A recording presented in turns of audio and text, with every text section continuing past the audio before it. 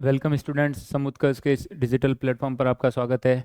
आज हम class 12th की एनसीईआरटी हिस्ट्री की जो फर्स्ट बुक है उसके चारों चैप्टर एक साथ लाइन टू लाइन रीडिंग करेंगे। जो भी उसमें इंपॉर्टेंट लाइंस है वो मैंने इस वीडियो में अंडरलाइन कर ली है पहले से ही, और वो जो अंडरलाइन की गई जो लाइंस है उनके ऊपर हम फोकस करेंगे। चलिए स्टार्ट करते हैं। फर्स्ट चैप्टर, ईंटें, मन के तथा अस्थियाँ, हड़प्पा सभ्यता। इस चैप्टर में मेजरली हड़प्पा सभ्यता के बारे में हमको पढ़ना है। हड़प्पाई मुहर जो कि सबसे विशिष्ट पुरा वस्तु है, तेलगढ़ी नामक पत्थर से बनी गई थी। नेक्स्ट, जो पुरा वस्तु है होती है, जो कि प्राचीन वस्तु है, जो सभ्यता के लोगों द्वारा त्याग दी गई थी, उनके द्वारा ही हम हिस्ट्री को पुनर्निर्माण करते हैं। आवासों, मृदभांडों, आभूषणों, औजारों तथा मुहरों, ये सब पुरातात्विक साक्ष्यों के माध्यम से जो पुरातात्विक होते हैं, हिस्टोरियंस होते हैं, वो हिस्ट्री को पुनर्जीवित करते हैं। सिंधु घाटी सभ्यता को हड़प्पा संस्कृति भी कहा जाता है। मेजरली जो संस्कृति शब्द है वो एक विशिष्ट शैली, विशिष्ट टाइम पीरियड होता है, और एक स्पेशल जियोग्राफिकल रीजन होता है, और एक कालखंड से संबंधित क्षेत्र में पाए जाते हैं। हड़प्पा सभ्यता का काल निर्धारण 2600 से 1900 ईसा पूर्व के बीच है। और जो इस सभ्यता है उससे पहले भी कई सभ्यताएं थी, और इस सभ्यता के बाद भी कई सभ्यताएं थी, इसलिए इनको आरंभिक तथा परवर्ती हड़प्पा कहा जाता है। जो पहले की थी उन्हें आरंभिक, और जो बाद की थी उन्हें परवर्ती हड़प्पा। जो इन दोनों सभ्यताओं के मध्य में जो थी उसे विकसित हड़प्पा संस्कृति कहते हैं। अब जो ये मैप पे मैंने अंडरलाइन किए हैं, ये जो मांडा है जो उत्तरी बिंदु है सिंधु घाटी सभ्यता का, और राखीगढ़ी, मिताथल, बनावली, कालीबंगा, ये मैप में आपको पूछ सकते हैं। कनूदड़ो, धोलावीरा, नागेश्वर, रंगपुर, लोथल, ये सब इंपॉर्टेंट प्लेसेस है, आपको मैप में पूछ सकते हैं। मैप में भी मैंने अंडरलाइन की है जो चीज़ें, मैप को भी आपको एक बार अच्छे से देख लेना। चोलिस्तान, थार के रेगिस्तान से लगे हुए पाकिस्तान के रेगिस्तानी क्षेत्र को चोलिस्तान कहते हैं। चलिए,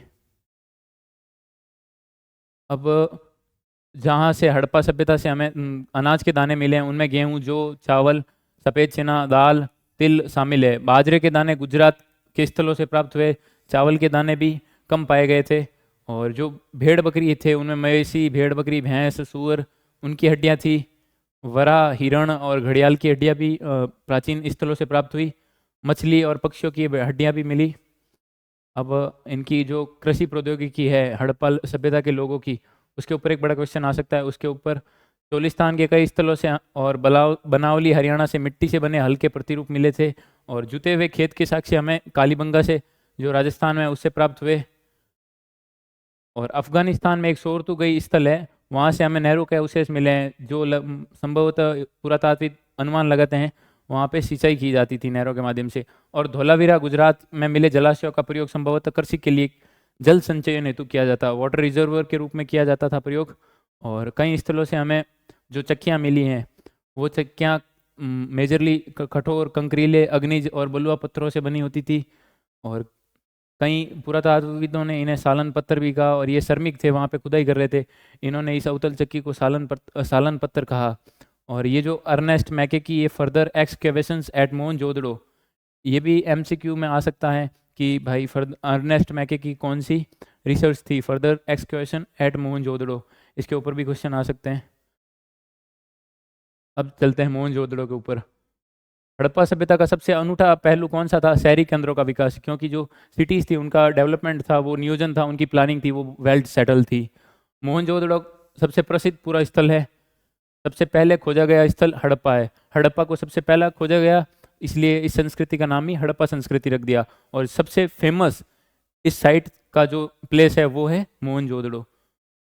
बस्ती दो भागों में विभाजित थी, एक छोटा लेकिन ऊंचाई पर बनाया गया, दूसरा कहीं अधिक बड़ा लेकिन नीचे बनाया गया। इन स्थलों को दुर्ग और निचला शहर कहा गया। या पढ़ लेना, इसमें काफ़ी सारी चीज़ें हैं, बट जो मैन हमारे एमसीक्यू टाइप्स और स्पीड रिवीजन के लिए जो मैं आपको पढ़ा रहा हूँ। ईंटें चुराने वालों ने हड़प्पा सभ्यता को बुरी तरह से नष्ट कर दिया था। यानी कि जो हड़प्पा सभ्यता थी उसका संरक्षण हमारे द्वारा नहीं किया गया था। जहाँ के जो स्थानीय लोग थे वहाँ की ईंटें चुरा चुरा के लेकर अपने घर बना लिए उन लोगों ने। अलेक्जेंडर कनिंगम भारतीय पुरातत्व का जनक कहा जाता है। इन्होंने बताया कि लगभग 100 मील लंबी लाहौर से मुल्तान के बीच की रेल पटरी बिछाने जितनी लंबी ईंटों का प्रयोग है ना, यहाँ से ईंटों के जो माफिया थे उन लोगों ने यहाँ से चुरा ली और लगभग 100 मील की रेल पटरी बिछाने लायक ईंटें थी वो यहाँ से चुरा ली गई। और जो एक ईंटों की लंबाई चौड़ाई और ऊंचाई का अनुपात था 4:2:1, जो वहाँ की ईंटें प्रयोग में ली गई थी उनका अनुपात ये था। नालों का, हड़प्पा सभ्यता के शहरों की सबसे अनूठी विशेषताओं में से एक थी नियोजित जल निकास प्रणाली। वहाँ की जो जल निकास प्रणाली थी वो एकदम अनूठी थी। और ग्रिड पद्धति 90 डिग्री, ये वाली जो ग्रिड पद्धति है इसमें एक दूसरे को समकोण पर काटती थी। ऐसा प्रतीत होता है कि नालियों के साथ गलियों को बनाया गया और फिर उनके अगल बगल में आवासों का निर्माण किया गया, यानी कि इन लोगों ने जल निकास प्रणाली को बहुत इंपॉर्टेंस दी है। पहले नालियां बनाई फिर उसके किनारे पे अपने घरों का निर्माण किया था, ताकि जो घरों का जल, वो गंदा जल है, मल निकासी है, वो की जा सके उससे। धोलावीरा और लोथल गुजरात जैसे स्थलों पर पूरी बस्ती किलेबंद थी, यानी कि जो ये बस्तियां भी थी इनको भी किलेबंद किया गया था। मोहनजोदड़ो का निचला शहर आवासीय भवनों के उदाहरण प्रस्तुत करता है। दुर्ग पे तो आपको पता है, दुर्ग में तो जो राजे रजवाड़े थे उनके जो राजभवन के लोग थे वो वहाँ पर रहते थे, और निचले शहर था उसमें आवासीय भवन यानी कि आम जनता रहती थी। और सभ्यता के लोग एकांतता को महत्व देते थे।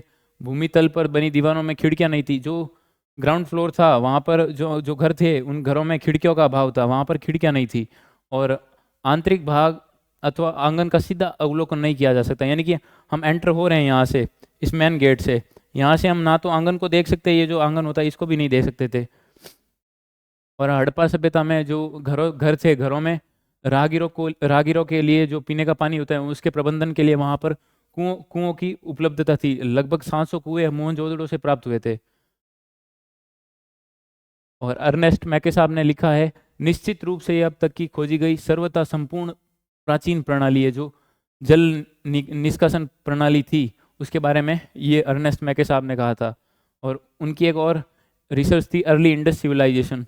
ये सारी रिसर्च जो भी मैंने अंडरलाइन की है, further excavation at Mohenjodaro, early Indus civilization, आगे भी और आएगी, उनके ऊपर थोड़ा आप एक बार ध्यान दे दीजिए, ये भी आपके एग्जाम में आने लायक क्वेश्चन है। लोथल में आवासों के निर्माण के लिए जहाँ कच्ची ईंटों का प्रयोग हुआ, वहीं नालियों पक्की ईंटों से बनाई गई, यानी कि जो सीवेज थी वो भी पक्की ईंटों से बनाई गई थी, और घरों में जो प्रयोग हुई थी वो कच्ची ईंटें थी। और ये एक इम्पोर्टेंट तो नहीं है इतना, बट कमरा नंबर 6 से जो एक कुआं प्राप्त हुआ था, जिन्होंने खुदाई की थी, उत्खनन किया था वहाँ पर, याद रख सकते हैं। और दुर्ग में विशिष्ट सार्वजनिक प्रयोजनों के लिए किया जाता था इनका प्रयोग। जो ये हमें संरचनाएं मिली हैं, विशाल स्नानागार वगैरह, इनका प्रयोग सार्वजनिक प्रयोजनों के लिए किया जाता था। और इसके ऊपर भी एक अच्छा क्वेश्चन आ सकता है, विशाल स्नानागार के ऊपर उत्तरी और दक्षिणी भाग में 2 सीढ़ियाँ बनी थी जिप्सम के गारे, जो कि उससे ताकि वो जलबद्ध हो सके, पानी का रिसाव ना हो, उसे रोकने के लिए 8 स्नानागार बनाए गए थे। 4-4 स्नानागार इधर उधर डिवाइड किए गए थे। और इसका प्रयोग विशिष्ट अनुष्ठानिक स्नान यानी किसी धार्मिक प्रयोजन के लिए इसका निर्माण किया गया था। ये भी अच्छा, इसके ऊपर भी एक अच्छा क्वेश्चन आ सकता है।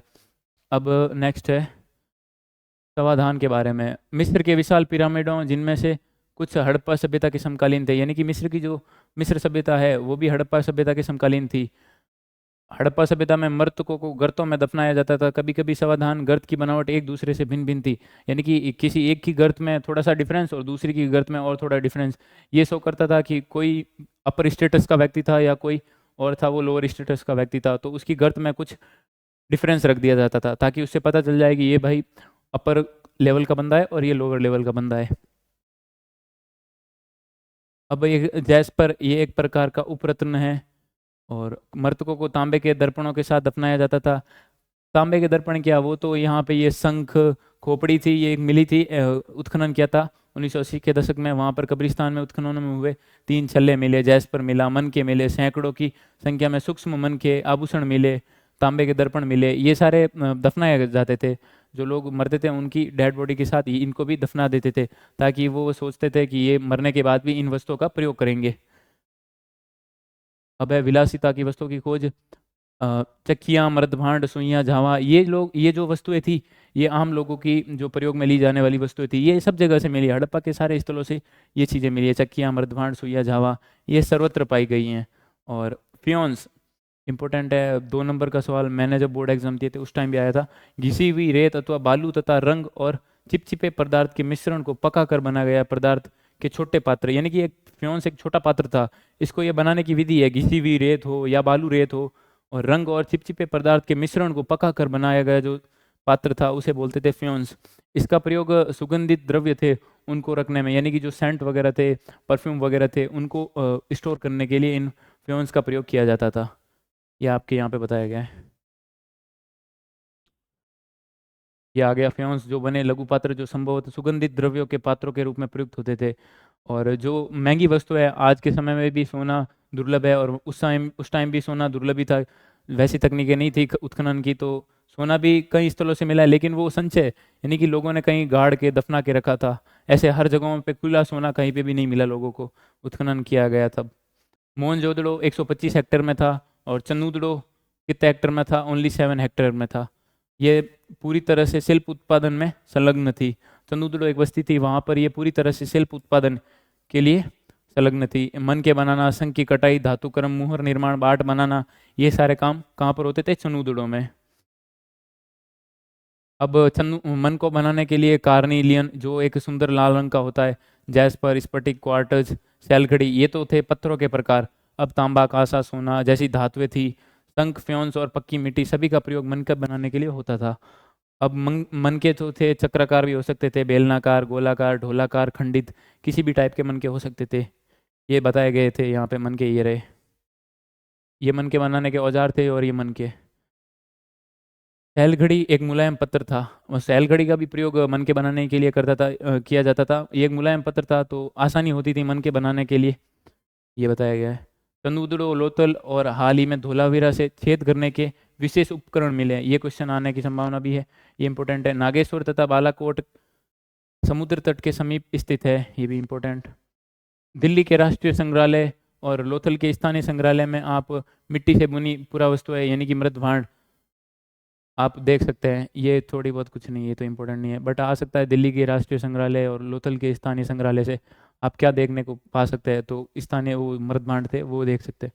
अब जो शिल्प केंद्र थे उनकी पहचान कैसे करते थे? वहाँ पर प्रस्तर पिंड होते थे, पूरे शंख तथा तांबा अयस्क जैसा कच्चा माल, औजार, अपूर्ण वस्तुएं यानी कि कुछ बची कूड़े करकट थे, वहाँ पर त्याग दिए गए माल थे, ये अगर पाए जाते थे तो उत्खननकर्ता ये अनुमान लगाते थे कि नहीं यहाँ पे कुछ शिल्प उत्पादन की गतिविधि होती थी। ये जो कूड़ा करकट है शिल्प उत्पादन के लिए सबसे अच्छे संकेतकों में से एक है। अब माल प्राप्त करने संबंधी नीतियाँ, नागेश्वर और बालाकोट में जहाँ शंख आसानी से उपलब्ध थे बस्तियाँ स्थापित की।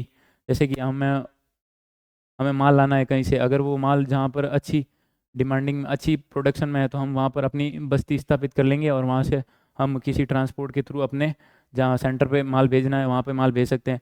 अफगानिस्तान में सोरतुगई जो अत्यंत कीमती माने जाने वाले नीले रंग के पत्थर, लार्ज वर्द मणि, ये सबसे अच्छे स्रोत के निकट स्थित था।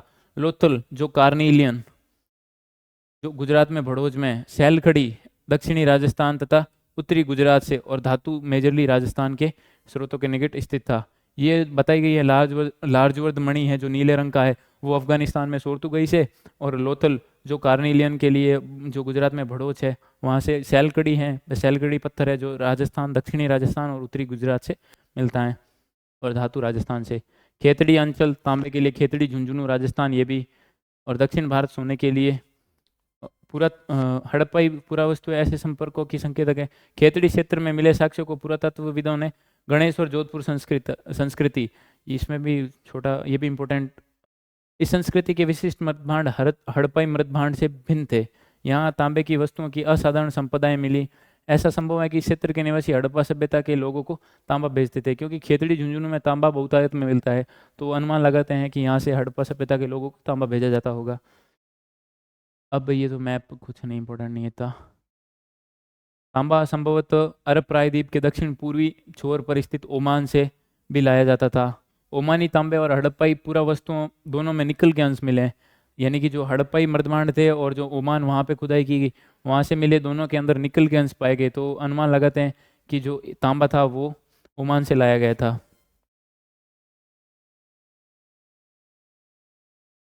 अब यहाँ पे मेसोपोटामिया के लेखों में मगान, जो संभवत ओमान के लिए प्रयुक्त नाम था, ओमान को पहले क्या कहते थे, मगान कहते थे। ये हड़प्पाई सभ्यता मेसोपोटामिया के जो लेख मिले थे वहाँ पे प्रयुक्त होता था। मेसोपोटामिया की विशिष्ट बेलनाकार मुहर है, परंतु इस पर बना कुबड़दार वृक्ष का चित्र सिंधु क्षेत्र से लिया गया प्रतीत होता है। अब विशिष्ट बेलनाकार मुहर कहाँ से मिली? मेसोपोटामिया से मिली। दिलमुन, दिलमुन कहाँ पे है? संभवतः बहरीन द्वीप के लिए प्रयुक्त किया गया है। बहरीन में मिली गोलाकार फारस की खाड़ी प्रकार की मुहर। अब यहाँ से क्वेश्चन आ सकता है कि गोलाकार फारस की खाड़ी मुहर कहाँ से मिली? तो बहरीन द्वीप से। दिलमून के स्थानीय बाढ़ हड़प्पाई मानक का अनुसरण करते थे। ये भी इम्पोर्टेंट है। दिलमून के स्थानीय बाढ़ थे जो हड़प्पाई मानक प्रणाली थी बाटों की, उसका अनुसरण करते थे। यानी कि अब नेक्स्ट, अब मेसोपोटामिया के लेख मेलुहा को नाविकों का देश कहते थे।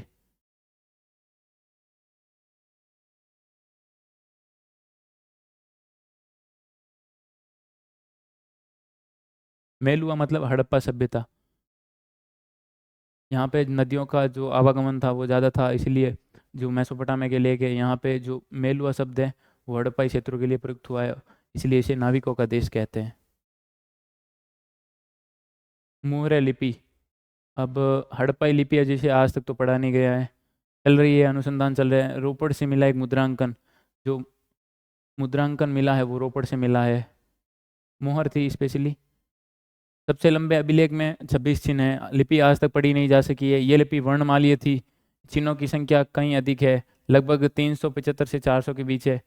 कुछ मोहरों पर दाईं ओर, ये जो लिपि थी उसके बारे में विशेषता है कि जो हम आमतौर पर लिखते हैं वो बाईं ओर से लिखते हैं और दाईं ओर तक एंड खत्म करते हैं, लेकिन ये जो हड़प्पाई लिपि है वो दाईं ओर से स्टार्ट होकर यहाँ बाईं ओर की ओर खत्म होती है। तो यहाँ पे कुछ स्पेस बच जाता है, क्योंकि यहाँ से स्टार्ट करते हैं तो यहाँ से स्पेस नहीं बचेगा, यहाँ पे कुछ स्पेस बच जाता है। ये यहीं बताया गया है कि चौड़ा अंतराल और बाईं ओर ये संकुचित हो जाती है, जिससे ये लगता है कि दाईं ओर से लिखना आरंभ किया और बाईं ओर में स्थान कम पड़ गया। मुहरें, तांबे के औजार, मर्दमान के आवंट, तांबे की लघु पट्टिकाएं, आभूषण, अस्थि छड़ें, यहाँ तक कि एक प्राचीन सूचना पट यहाँ पर इस लिपि लिपि के प्रयोग किए गए हैं। अब बाट, हड़प्पाई बाट के बारे में भी क्वेश्चन आना। चर्ट नामक पत्थर से बनाए जाते थे। बाट जो थे, चर्ट नामक पत्थर था उससे। ये बाट थे जो निशान से रहित थे, इसी के ऊपर किसी के प्रकार का निशान नहीं था। आज के जो बाट होते हैं उनके ऊपर लिखा होता है, अब तो डिजिटल आ गए हैं सारे। तो वहाँ पे लिखा, पुराने थे वहाँ पे लिखा होता था 5 kg का बाट है या फिर 10 kg का बाट है। ये जो थे ये निशान से रहित थे और घनाकार थे, क्यूबिकल शेप में थे। इन बाटों के निचले मानदंड द्विआधारी और ऊपरी मानदंड दशमलव प्रणाली का अनुसरण करते थे। ये इनकी एक पद्धति थी। अब ये प्राचीन सत्ता, जहाँ हड़प्पा सभ्यता में किसी एक शासक का शासन था या किसी बहुत सारे जो स्थानीय समुदाय हैं उनके द्वारा शासन या डिसेंट्रलाइज पावर थी, उसके ऊपर थोड़ा डिस्कस किया गया है। ये जो मिस्र की सभ्यता थी वहाँ पर एक पुरोहित राजा की मूर्ति मिली, तो यहाँ पर भी ऐसी मूर्तियाँ मिली, तो यहाँ पर भी पुरोहित राजा की संज्ञा दे दी कि हड़प्पा सभ्यता में भी पुरोहित राजा ही शासन करते थे। इसके ऊपर हम पूरा नहीं कह सकते अभी, सिर्फ अनुमान के तौर पर। अब फिर है हड़प्पा सभ्यता का अंत। इसके ऊपर आपको क्वेश्चन देखने को मिल सकता है कि क्या कारण रहे होंगे कि हड़प्पा सभ्यता का अंत हो गया। हड़प्पा स्थलों की भौतिक संस्कृति में बदलाव आया, जैसे पूरा बाटों, मुहरों, विशिष्ट मानकों का समाप्त हो जाना, लेकिन लंबी दूरी का व्यापार, शिल्प विशेषज्ञता भी समाप्त हो गई। थोड़ी वस्तुओं के निर्माण के लिए थोड़ा ही माल प्रयोग में लाया जाता। आवास निर्माण की तकनीकों में ह्रास होना, जलवायु परिवर्तन, वनों की कटाई, अत्यधिक बाढ़ आना, नदियों का सूख जाना, मार्ग बदल लेना, भूमि का अत्यधिक उपयोग, ये सारे कारण देख सकते हैं कि भाई हड़प्पा सभ्यता का अंत हुआ। और इसके अलावा भी एक सुदृढ़ एकीकरण के तत्व नहीं थे, संभवतः हड़प्पा राज्य का अंत हो गया था। मुहर लिपि, विशिष्ट मानकों, मृदभांडों का लोप, मानकीकृत बाट प्रणाली के स्थान पर स्थानीय बाटों का प्रयोग और शहरों के पतन तथा परित्याग जैसे परिवर्तनों ने इस तरह के बल दिया। यानी कि ये सारे कारण थे जिससे पता लगाते हैं कि भाई हाँ, ये जो हड़प्पा सभ्यता थी इसका अंत हो गया। अब एक है आक्रमण के साक्ष्य। तो कुछ नहीं, ऋग्वेद में पूर्व शब्द का उल्लेख है जिसका अर्थ है प्राचीन, प्राचीर, किले की जो दीवार होती है, किला या गढ़। पूर्व शब्द किसके लिए प्रयोग किया गया है? प्राचीर, किला या गढ़। आर्यों के युद्ध के देवता इंद्र को पुरंदर अर्थात गढ़ विध्वंसक कहा गया। इंपॉर्टेंट है ये भी। कई कई बार जो बोर्ड एग्जाम्स की जो लेक्चरर होते हैं वो पेपर में इन चीज़ों को ज़्यादा इंपॉर्टेंस देते हैं, अंदर से कहीं ना कहीं बॉक्स, साइड में बॉक्स बने हुए वहाँ से क्वेश्चन उठा लेते हैं। और जॉन मार्शल की एक जो थी Mohenjodaro and the Indus civilization, ये उनकी रिसर्च थी। और R.E.M. Wheeler, Harappa ancient India, ये उनकी रिसर्च थी। और G.F. Dales the mythical massacre at Mohenjodaro expedition, ये उनकी रिसर्च थी।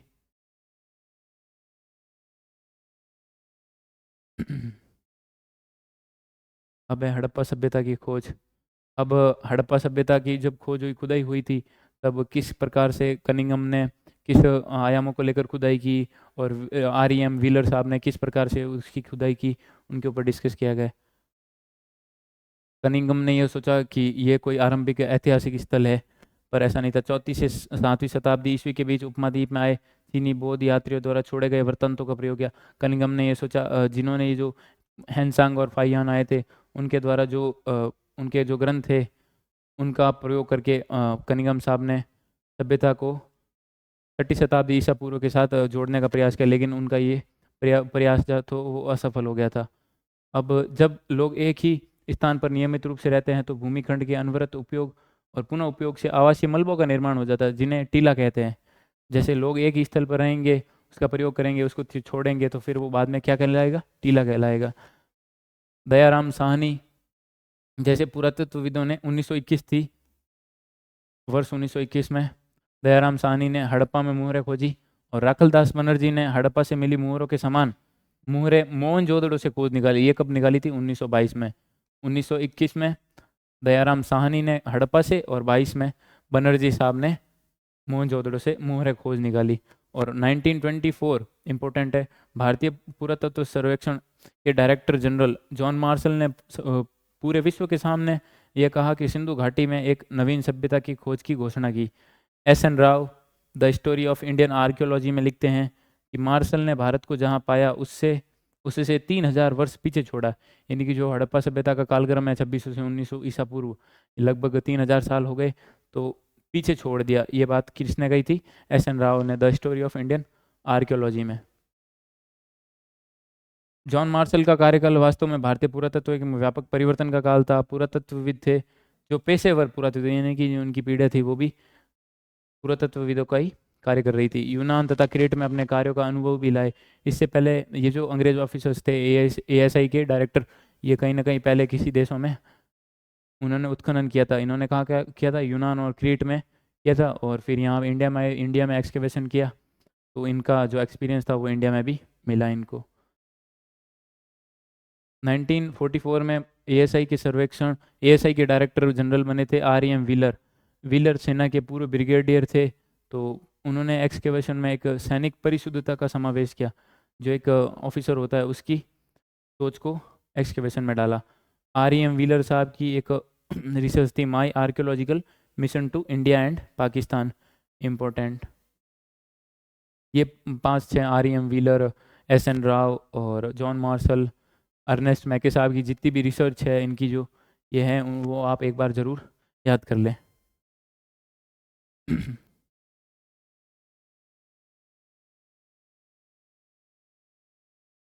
पुरातात्विक व्याख्या की समस्याएं सबसे अधिक धार्मिक प्रथाओं के पुनर्निर्माण में सामने आती है। मातृ इनमें आभूषणों से लदी हुई नारी मरणमूर्तियाँ, जिनमें से कुछ के शीर्ष पर विश्वस्त प्रसाधन थे, शामिल हैं। इन्हें मातृदेवियों की संज्ञा दी गई थी। कुछ ज़्यादा इंपॉर्टेंट नहीं है। विशाल सिनानागर तथा कालीबंगन और लोथल से मिली वेदियाँ। वेदियाँ हमें कहाँ से प्राप्त हुई? कालीबंगन और लोथल से, जो भी कहाँ थे? विशाल सिनानागार। एक सींग वाला जानवर, जिसे आमतौर पर एक श्रृंगी कहा जाता था, यूनिकॉर्न, कल्पित तथा संश्लिष्ट लगते हैं। आद्य शिव यानी प्रोटो शिव, कुछ इंपॉर्टेंट नहीं। अधिकांश पुरातत्वविद ज्ञात से अज्ञात की ओर बढ़ते हैं, अर्थात वर्तमान से अतीत की ओर। हम जिस अभी शिव जी की पूजा करते हैं, तो हमको ये चीज़ पता है कि पहले भी शिव जी की पूजा की थी। इस आधार पे हम ज्ञात से अज्ञात की नीति अपनाते हैं किसी भी रिसर्च के लिए। लिंग उस परिष्कृत पत्थर को कहा जाता है जिसकी पूजा भगवान शिव के रूप में की जाती है। समन वे महिलाएं और पुरुष होते हैं जो जादुई तथा इलाज करने की शक्ति होने और साथ ही दूसरी दुनिया से संपर्क साधने के सामर्थ्य का दावा करते हैं। यानी कि जो हमारी मारवाड़ी में सॉफ्ट लैंग्वेज में बोलते हैं भोपे, भोपे होते हैं जो बोलते हैं कि भाई नहीं, हाँ आपके वो वहाँ पर ऐसा है, फला ऐसा है। जो ये बोलते हैं कि दूसरी दुनिया, यानी कि जो दूसरी दुनिया है, आपका इलाज करने की शक्ति, ये अंधविश्वास का एक समन समन ये भी इम्पोर्टेंट है। पौराणिक परंपराओं में शिव के लिए प्रयुक्त एक नाम है अर्नेस्ट मैके, ये हो गया अर्ली इंडस सिविलाइजेशन। अब ये थोड़ी काल रेखा देख लेते हैं, टाइमलाइन। हड़प्पाई मुहूर पर कनिंगम की रिपोर्ट थी, ये भी 1875 में।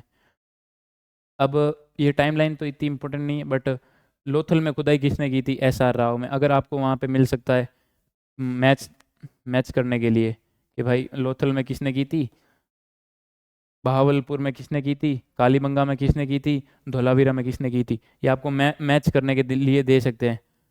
तो इसलिए आप एस आर राव लोथल में, बीबी लाल और बी के थापर ने कहाँ की थी? कालीबंगा में। और एम आर मुगल ये कहाँ थी की थी इन्होंने? बहावलपुर में। और आर एस बिष्ट ने कहाँ की थी? धोलावीरा में। ये इंपॉर्टेंट है, बाकी ईयर्स याद करने की कोई ज़रूरत नहीं है। चलिए, ये फर्स्ट चैप्टर कंप्लीट, और सेकंड चैप्टर की ओर आगे बढ़ते हैं।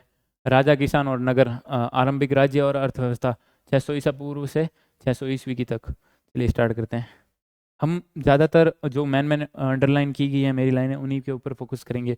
बाकी आप लोग कम से कम 15-20 बार एनसीईआरटी रीडिंग करेंगे तो आपको हर बार एक अच्छी नई चीज़ देखने को मिलेगी। मैंने भी रीडिंग की थी कम से कम 20 बार, मुझे हर बार पढ़ते टाइम एक कोई नया फैक्ट या अच्छी चीज़ पढ़ने को मिलती थी। ईस्ट इंडिया कंपनी के एक अधिकारी जेम्स प्रिंसेप ने ब्राह्मी और खरिष्ट लिपियों का अर्थ निकाला था। सिक्कों पर पियदसी, पियदसी यानी मनोहर मुखाकृति वाला, दिखने में प्रिय, मनोहर मुखाकृति वाला। बौद्ध ग्रंथों के अनुसार अशोक सर्वाधिक प्रसिद्ध शासकों में से एक था। आ सकता है छोटा। अभिलेख क्या किसे कहते हैं? अभिलेख उन्हें कहते हैं जो पत्थर, धातु या मिट्टी के बर्तन जैसे कठोर सतहों पर खुदे होते हैं। पत्थर के ऊपर, धातु के ऊपर या मिट्टी के बर्तन होते हैं, उनके ऊपर खुदे होते हैं, उसी को अभिलेख कहते हैं। अभिलेख राजा अपनी प्रशस्तियों के रूप में प्रयोग लेते थे। प्राकृत उन भाषाओं को कहा जाता जो जन सामान्य की भाषाएं होती थी। ठीक है। जनपद का अर्थ एक ऐसा भूखंड होता था जहाँ कोई जन, इनकी लोग या फिर पूरा कुल या फिर पूरी जनजाति की एक साथ अपना पांव रखती हैं और बस जाती हैं, उसे क्या कहते हैं? जनपद। इस शब्द का प्रयोग प्राकृत और संस्कृत दोनों में मिलता है। 6ठी शताब्दी ईसा पूर्व को महत्वपूर्ण काल कहते हैं। महत्वपूर्ण परिवर्तनकारी काल क्यों कहते हैं? आरंभिक राज्यों का विकास हुआ था, लोहे के बढ़ते प्रयोग, सिक्कों का विकास हो गया था, बौद्ध जैन साहित्य, विभिन्न दार्शनिक विचारधाराओं का विकास हुआ, और 16 राज्यों का उल्लेख मिलता है उस टाइम।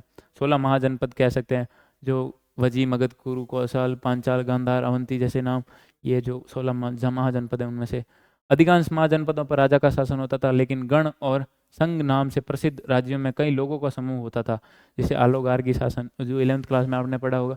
भगवान महावीर और भगवान बुद्ध इन्हीं गणों से संबंधित थे। इम्पोर्टेंट है इस बुक में ये मैप, ये जो 16 महाजनपद है, इनमें से आपको उनकी राजधानियां भी पूछ सकते हैं या फिर जो राज्य है उसका, उसके बारे में भी मैप के अंदर पूछ सकते हैं। आलोगार्की या समूह शासन ग्रुप, जहाँ सत्ता पुरुषों के एक समूह के हाथ में होती हैं, और ये कहाँ पे हमें देखने को मिला था? रोमन गणराज्य में मिला था, जहाँ पे सत्ता है जो पुरुषों के एक ग्रुप के हाथ में होती थी। लगभग 6ठी शताब्दी ईसा पूर्व से संस्कृत में ब्राह्मणों ने धर्मशास्त्र नामक ग्रंथों की रचना शुरू कर दी थी। 6ठी से 4ठी शताब्दी ईसा पूर्व में मगध सबसे शक्तिशाली महाजनपद बन गया। मगध कहाँ पे है? आधुनिक बिहार में। मगध क्षेत्र में खेती की उपज क्यों बना था? इसके पीछे भी काफ़ी कारण है। इतिहासकारों ने बताया मगध क्षेत्र में खेती की उपज ज़्यादा थी, क्योंकि ये नदियों के जो क्षेत्र थे उसके पास में थे, गंगा, यमुना, काफ़ी सारी रिवर्स थी, उसके लिए यहाँ की उपज थोड़ी ज़्यादा थी। लोहे की जो खदान थी, जो कहाँ पे, जैसे कि झारखंड में आज भी इंडस्ट्री माइनिंग ज़्यादा होती है, वो आज का क्षेत्र है। और जंगली क्षेत्रों में हाथी होते हैं जो सेना के लिए बहुत बड़ा रोल प्ले करते हैं। और गंगा और इसकी उपनदियों से आवागमन सस्ता और सुलभ, ट्रांसपोर्टेशन एकदम रिवर के कारण सस्ता था। और कुछ आरंभिक जैन और बौद्ध लेखक थे, उन्होंने मगध की जो महत्ता है उसका कारण क्या बताया? शासकों की जो नीतियाँ थी, पॉलिसी थी, उनकी जो अच्छी पॉलिसीज थी उनको बताया। कौन कौन से शासक? बिंबिसार, अजातशत्रु और महापद्मन जैसे शासकों की नीतियाँ लागू करते थे। प्रारंभ में राजगाह, आधुनिक बिहार के राजगीर का प्राकृत नाम मगध की राजधानी थी। यह रोचक बात है। राजगाह का मतलब है राजाओं का घर। एमसीक्यू में पूछ सकते हैं राजगाह, और ऑप्शन में दे सकते हैं कुछ, और सही ऑप्शन होगा राजाओं का घर। 4ठी शताब्दी ईसा पूर्व में पाटलिपुत्र को मगध की राजधानी, आरंभिक टाइम में जो पहला था, जो राजधानी कैपिटल था, वो राजगाह था। और बाद में 4ठी शताब्दी ईसा पूर्व पाटलिपुत्र यानी कि जो वर्तमान में पटना है उसको बना दिया गया था मगध की राजधानी। अब देखते हैं अशोक के जो अभिलेख थे वो अधिकांश अभिलेख प्राकृत में हैं, जबकि पश्चिम उत्तर से मिले अधिकांश अभिलेख किसमें, अरामेइक और यूनानी भाषा में। अधिकांश अभिलेख तो किस भाषा में है, प्राकृत भाषा में, लेकिन जो पश्चिम उत्तर है वहाँ से अभिलेख कौन कौन सी भाषाओं में, अरामेइक और यूनानी भाषा में। प्राकृत के अधिकांश अभिलेख कौन सी लिपि में, ब्राह्मी लिपि में। और पश्चिमोत्तर के कुछ अभिलेख खरोष्टी लिपि में मिले गए हैं। अरामेइक और यूनानी लिपियों का प्रयोग अफगानिस्तान से मिले अभिलेखों में किया गया था।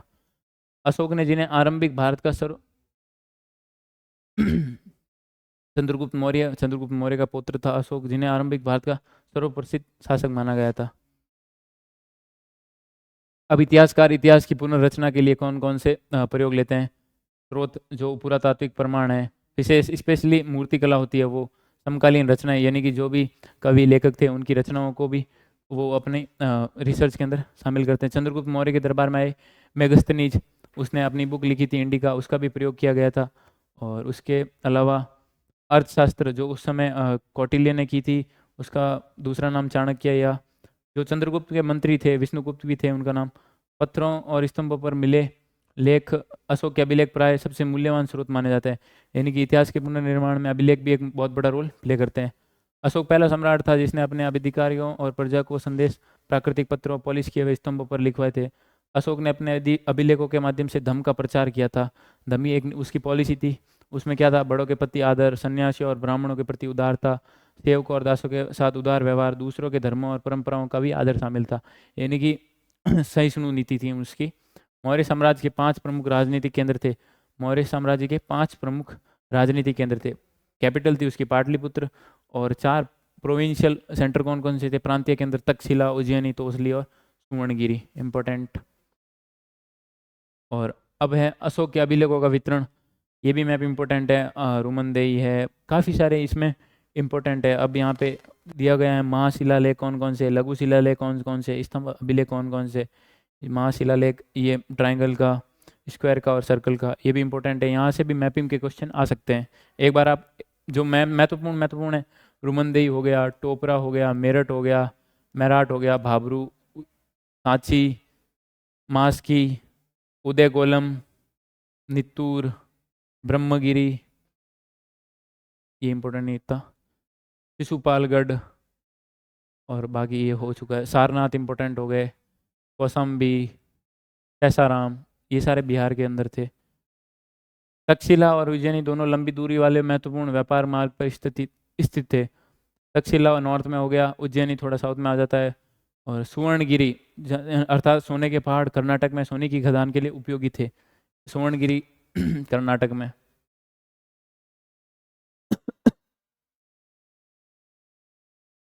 मेगस्थनीज ने सैनिक गतिविधियों के संचालन के लिए एक समिति और 6 उप समितियों का उल्लंघन किया। एक का काम नौसेना, दूसरी का यातायात खान पान का संचालन, तीसरी का काम था पैदल सैनिकों का संचालन, चौथी का काम था अश्वारोही, पांचवी का काम रथारोही, छठी का काम हाथियों का संचालन करना। और दूसरी उप समिति का दायित्व विभिन्न प्रकार का था। उपकरणों के ढोने के लिए बैलगाड़ियों की व्यवस्था, सैनिकों के लिए भोजन, जानवरों के लिए चारे की व्यवस्था, सैनिकों की देखभाल के लिए सेवकों और शिल्पकारों की नियुक्ति करना। ये एक समिति और 6 उप समितियाँ थी जो मेगस्थनीज ने सैनिक गतिविधियों के संचालन के लिए बताई थी। धम्म के सिद्धांत बहुत ही साधारण और सार्वभौमिक थे, सिंपल थे, यूनिवर्सल थे। धम्म के प्रचार के लिए एक धम्म महामात नामक विशेष अधिकारी की नियुक्ति की थी अशोक ने, ताकि वो जाए गांवों में लोगों को धम्म के बारे में अवेयर करे।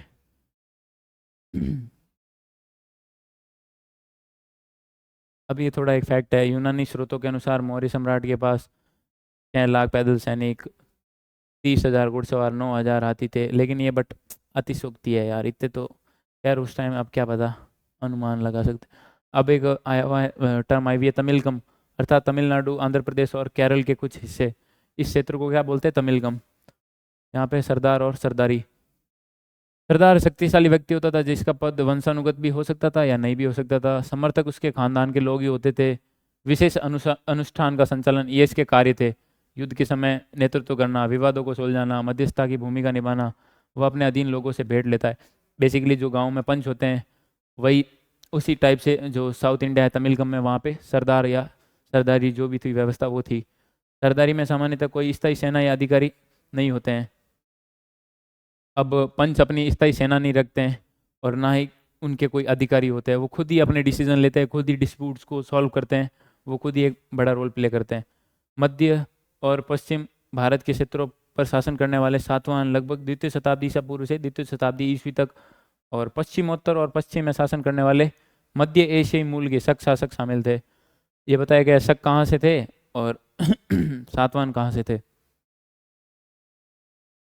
तमिल महाकाव्य शिल्पाधिकारम ऑप्शन में आ सकता है। शिल्पाधिकारम क्या है? तमिल महाकाव्य है, प्राकृत का कोई ग्रंथ है या जैन का कोई ग्रंथ है, तो इंपॉर्टेंट तमिल महाकाव्य क्या है, शिल्पाधिकारम क्या है, तमिल महाकाव्य।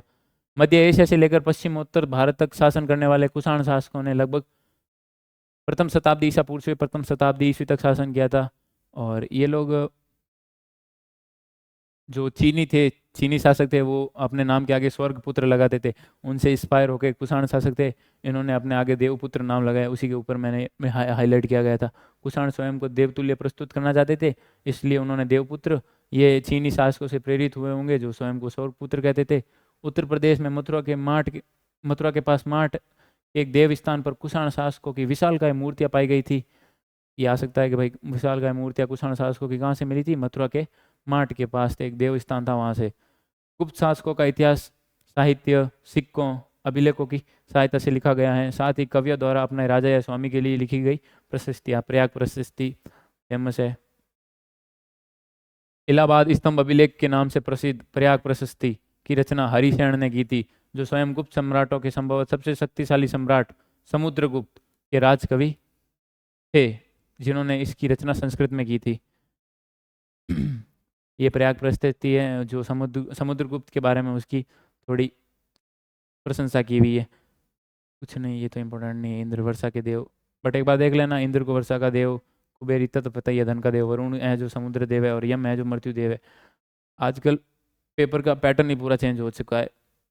अब है सुदर्शन झील, कृत्रिम जलाशय था, दूसरी शताब्दी ईस्वी के संस्कृत के एक पाषाण अभिलेख से इसका ध्यान होता है। अभिलेख को शासक रुद्रदामन के उपलब्धियों का उल्लेख करने के लिए बनवाया गया था। रुद्रदामन ने इस झील की समस्त मरम्मत अपने खर्चे से करवाई थी। इसी पाषाण खंड पर एक और अभिलेख है जिसमें कहा गया कि गुप्त वंश के एक शासक ने एक बार फिर से इस झील की मरम्मत करवाई थी।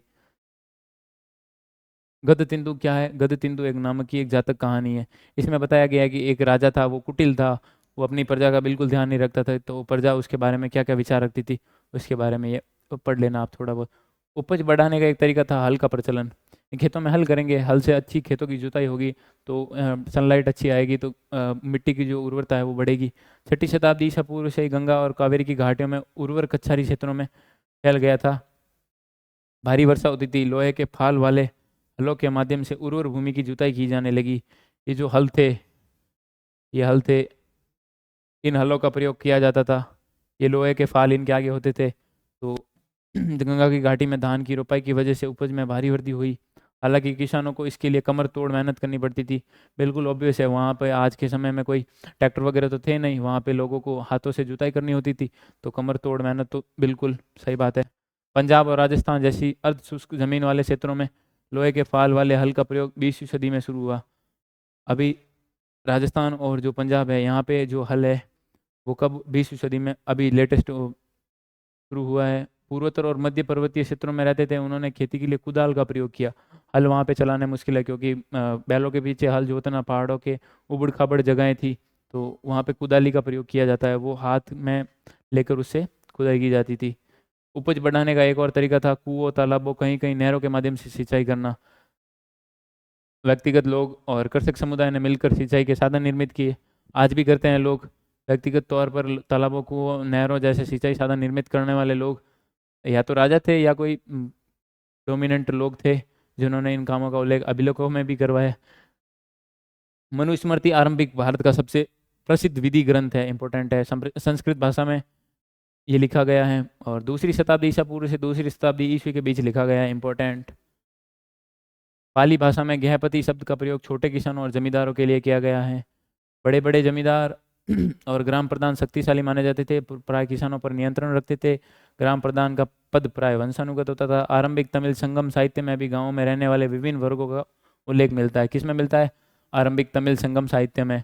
वेल्लार या बड़े जमींदार एक ही बात, हलवा या उलवर या दासानी में। ये थोड़ी टर्म्स मुझे इतना ध्यान नहीं है, बट गृहपति घर का मुखिया होता था, घर में रहने वाली महिलाओं बच्चों नौकर पर नियंत्रण रखता था, घर से जुड़े सभी भूमि जानवर अन्य वस्तुओं का वह मालिक होता था। कभी कभी इस शब्द का प्रयोग नहर में रहने वाले जो संभ्रांत व्यक्ति या व्यापारियों के लिए होता था। Not important.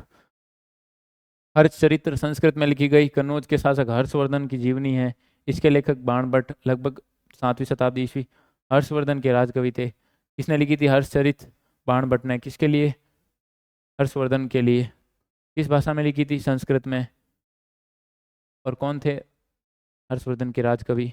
भूमिदान के जो प्रमाण मिले हैं वे साधारण तौर पर धार्मिक संस्थाओं या ब्राह्मणों को दिए गए दान थे। जो भूमिदान किया जाता था या तो किसी ब्राह्मण को दिया जाता था या धार्मिक कार्य संस्थाओं के कार्य के लिए, मंदिर निर्माण के लिए दिया जाता था। प्रभावती गुप्त आरंभिक भारत में एक सबसे महत्वपूर्ण शासक चंद्रगुप्त द्वितीय की पुत्री थी। उसका विवाह दक्कन पठार के वाकाटक परिवार में हुआ। इंपॉर्टेंट। इसने भी एक भूमिदान किया था। वह एक रानी थी और इसलिए उनका यह उदाहरण मिल रही है।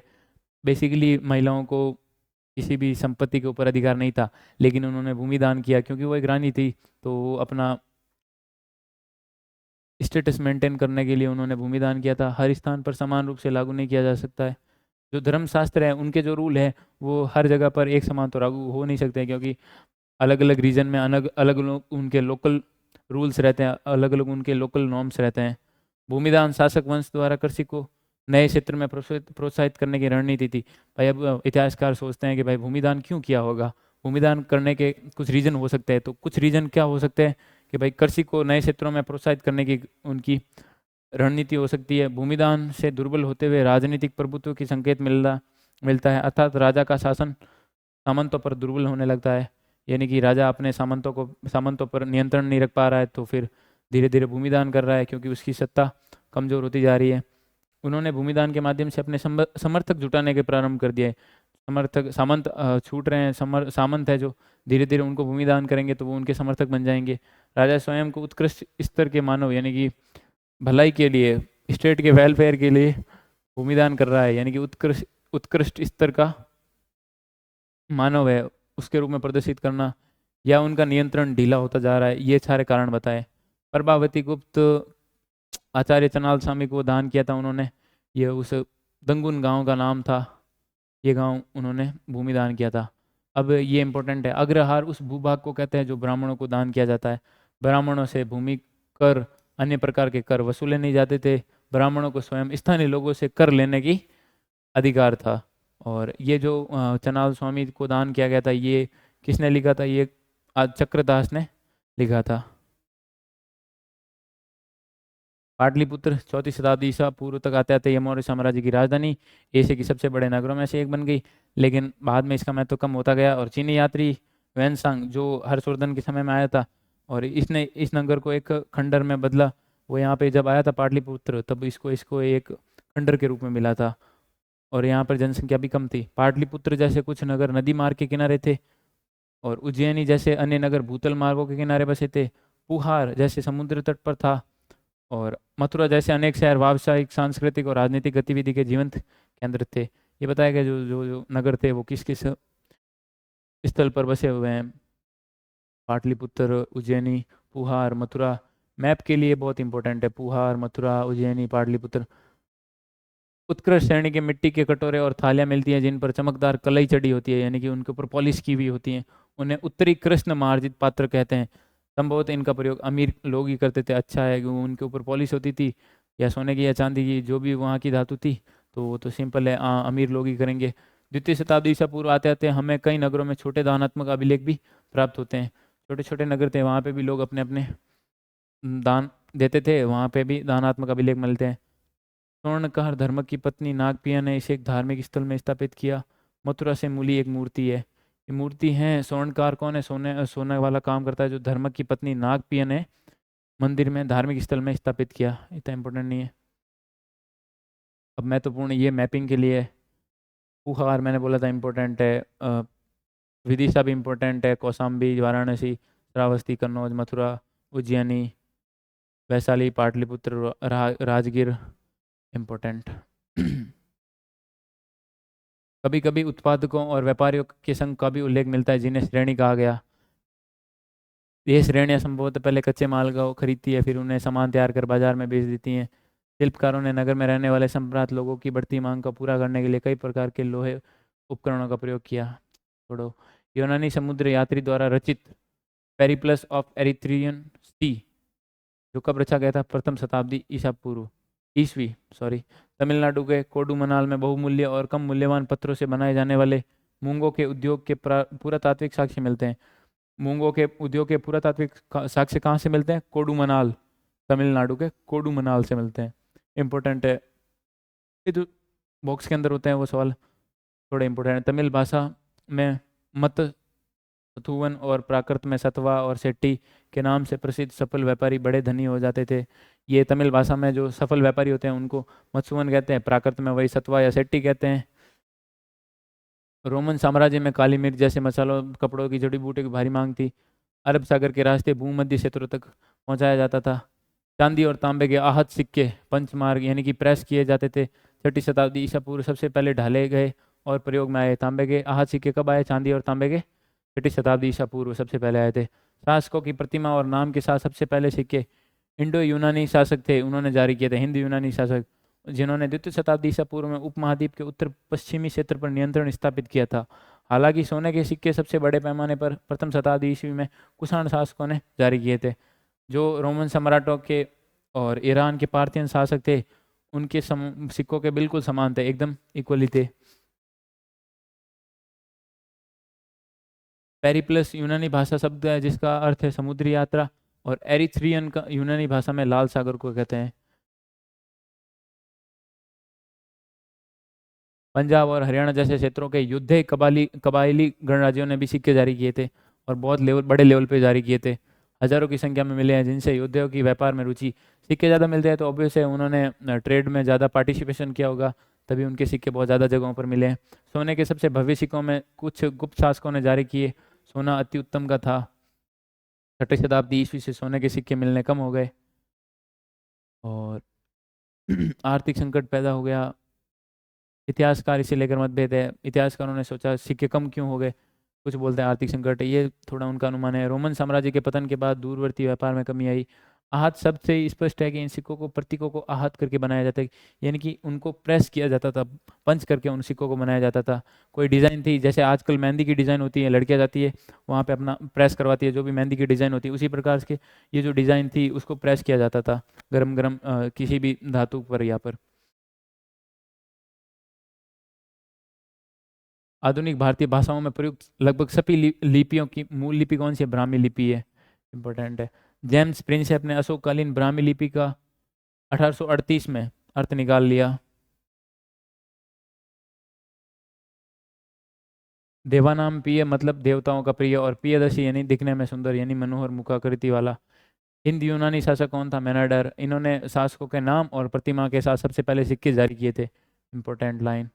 देवानाम प्रियदर्शी ने अपने शासन के 8 वर्ष पूरे किए तो उन्होंने कलिंग आधुनिक तटवर्ती उड़ीसा पर विजय प्राप्त की, यानी कि 261 ईसा पूर्व था तब अशोक ने कलिंग पर विजय प्राप्त की, कलिंग पर आक्रमण किया था।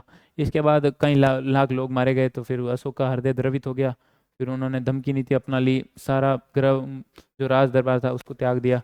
अक्षरों को अब अभिलेख साक्ष्य की सीमा, अभिलेख थे जो बहुत टाइम पहले लिखे गए थे तो उनको अब वापस पढ़ने में हमें क्या दिक्कत आ रही है वो उसके बारे में डिस्कस करते थे। अब अभिलेख लिखे गए थे उस टाइम तो ऐसे कोई पेन वगैरह स्याही वगैरह नहीं थी, तो उन लोगों ने हल्के ढंग से जो भी उत्कीर्ण किया ये भी हमें हमारे पढ़ पाने में मुश्किल होता है। अभिलेख नष्ट भी हो सकते हैं और अक्सर लुप्त हो से जाते हैं। वास्तविक अर्थ के बारे में पूर्ण रूप से ज्ञान हो पाना सदैव सरल नहीं है। उस टाइम कुछ और लैंग्वेज रही थी या नहीं रही थी वो हम पढ़ नहीं पाते हैं। सभी के अर्थ नहीं निकाले जा सके हैं प्रकाशित, कुछ अभिलेख सुरक्षित नहीं बचे हैं। ये सारे कारण थे अभिलेखों के बारे में। अब ये सेकंड चैप्टर भी उसकी टाइम पीरियड देख लेते हैं। ये इंपॉर्टेंट, चंद्रगुप्त का कब हुआ था, राज्यारोहण, अशोक का शासन, ये थोड़ा इंपॉर्टेंट है बट हाँ दोनों का इंपॉर्टेंट ही है। दक्षिण भारत में चोल चेर व पांड्य थे। चीनी यात्री हैंसांग की यात्रा कब थी? 646 से 47। जो उस टाइम कन्नौज का राजा कौन था? हर्षवर्धन। हर्षचरित लिखी थी बाणभट्ट हर्ष की थी। अरबों की सिंध पर विजय 712 में मोहम्मद बिन कासिम ने किया था।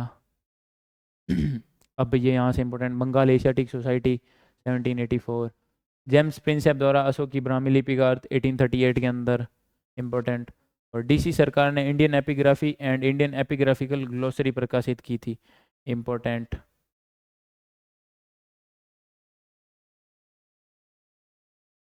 चलिए सेकंड चैप्टर कंप्लीट, और अब नेक्स्ट थर्ड चैप्टर के ऊपर आते हैं। बंधुत्व जाति तथा वर्ग, आरंभिक समाज 600 ईसा पूर्व से 600 ईस्वी के तक। अब मृण्मयी मूर्तिकला कहाँ की है? पश्चिम बंगाल की। हालांकि ये इंपॉर्टेंट नहीं है, बट आप एक बार देख लेना। महाभारत की रचना लगभग 1000 वर्ष तक होती रही, लगभग 500 ईसा पूर्व से 500 ईस्वी तक। 1919 में जो महाभारत का समालोचनात्मक संस्करण है, प्रसिद्ध संस्कृत विद्वान V.S. सुकथांकर ने अत्यंत महत्वाकांक्षी परियोजना की शुरुआत की थी, और लगभग इनका प्रकाशन 13,000 पृष्ठों में था। इनको 47 वर्ष लगे थे, यानी कि 1990 में स्टार्ट हुए तो 1966 तक इन्होंने अपनी परियोजना कंप्लीट की थी। इन्होंने महाभारत के जो स्थानीय जो ग्रंथ थे उनको भी लिया, और महाभारत का जो मूल था उनके साथ उनको कंपेयर किया करके एक ग्रंथ बनाया। इस ग्रंथ में कितने पृष्ठ थे? 13,000 पृष्ठ थे। अब कुल शब्द का प्रयोग परिवार के लिए किया जाता था, और जाति का बांधवों के बड़े समूह के लिए किया जाता था। पितृवंशिकता और मातृवंशिकता। पितृवंशिकता का अर्थ है वह वंश परंपरा पिता के पुत्र, फिर पौत्र, फिर पड़पोत्र आदि से चलती है। और मातृवंशिकता का शब्द का इस्तेमाल हम तब करते हैं जहाँ वंश परंपरा माँ से जुड़ी हुई होती हो। चलिए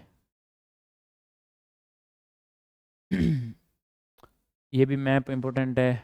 कपिलवस्तु, लुम्बिनी, कुशीनगर, वैशाली, पाटलिपुत्र, बोध गया, सारनाथ, वाराणसी, कौशाम्बी, ये सब बुद्ध से जुड़े हुए स्थल है, महात्मा बुद्ध से।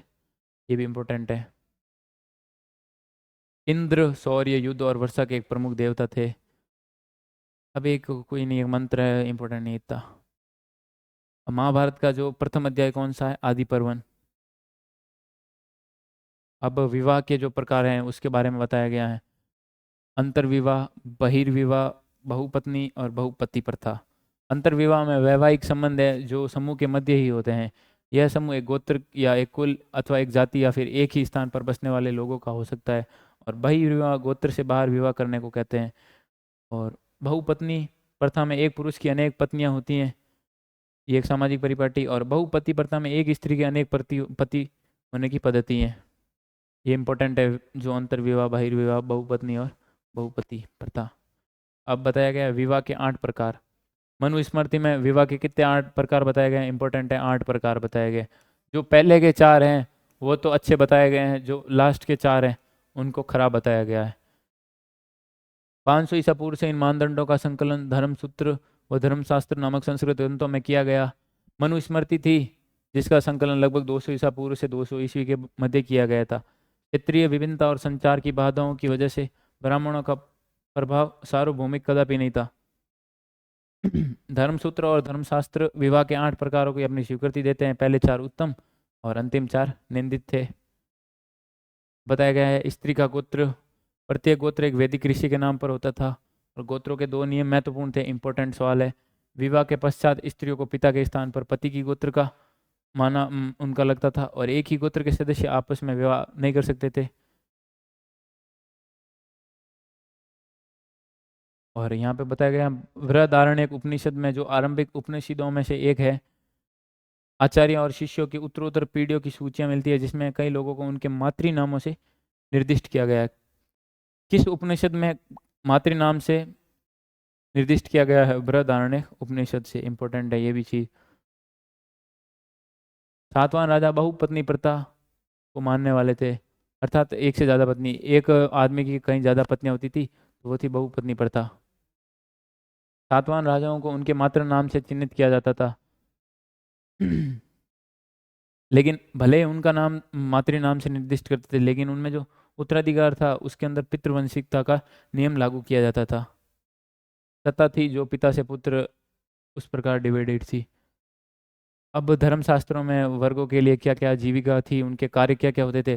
ब्राह्मणों को बोला गया अध्ययन करो, वेदों की शिक्षा, यज्ञ करना करवाना, काम दान दो, दान लो। क्षत्रियों का काम था युद्ध करो, लोगों की सुरक्षा करो, न्याय करो, वेद पढ़ो, यज्ञ करो, दान दक्षिणा दो। अंतिम तीन कार्य वैश्यों के लिए भी थे। साथ ही उनसे कृषि, गोपालन, व्यापार का भी कर्म, यानी कि अंतिम तीन कार्य कौन कौन से थे? दान दक्षिणा दो, यज्ञ करो और वेद पढ़ो।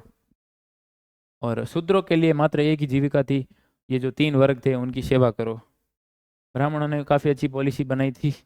वर्ण व्यवस्था की उत्पत्ति, अब जैसे अब ब्राह्मणों ने ये नीति तो बना दी, अब लोगों को लागू करने के लिए, फोर्स करने के लिए उन्होंने क्या अपने तर्क दिए। बोला कि वर्ण व्यवस्था की उत्पत्ति एक देवीय व्यवस्था है, अर्थात ये जो चार वर्ण हैं इनको देवीय व्यवस्था बताया, यानी कि भगवान के द्वारा बताई गई है। दूसरा, वे शासकों को ये उपदेश देते हैं कि वे इस व्यवस्था के नियमों को अपने राज्यों में अनुसरण करें। राजा को फोर्स करते हैं कि भाई नहीं, आप अपनी जो स्टेट है उसके अंदर ये नियम फॉलो करो, लोगों से फॉलो करवाओ। तीसरा है, उन्होंने लोगों को यह विश्वास दिलाने का प्रयत्न किया कि उनकी प्रतिष्ठा जन्म पर आधारित है। लोगों को इतना फेवर में ले लिया कि नहीं, तेरा तो काम है जो जन्म के आधार पर ही, तेरी जो सारी स्टेटस है वो जन्म के आधार पर ही डिफाइन होगी। किंतु ऐसा करना आसान बात नहीं था। इन मानदंडों को बहुधा महाभारत जैसे अनेक ग्रंथों में वर्णित कहानियों के द्वारा बल प्रदान किया जाता है। अब चलते हैं आगे।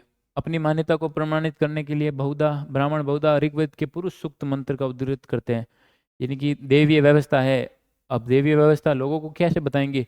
तब लोगों को बोलते हैं ऋग्वेद का जो पुरुष सूक्त है उसमें कहा गया है कि ब्राह्मण है जो है उसका मुख था, उसकी भुजाओं से क्षत्रिय निर्मित हुआ, वैसे उसकी जंघा और उसके पैर से शूद्र की उत्पत्ति हुई। अब ये उसके उसके किसके है?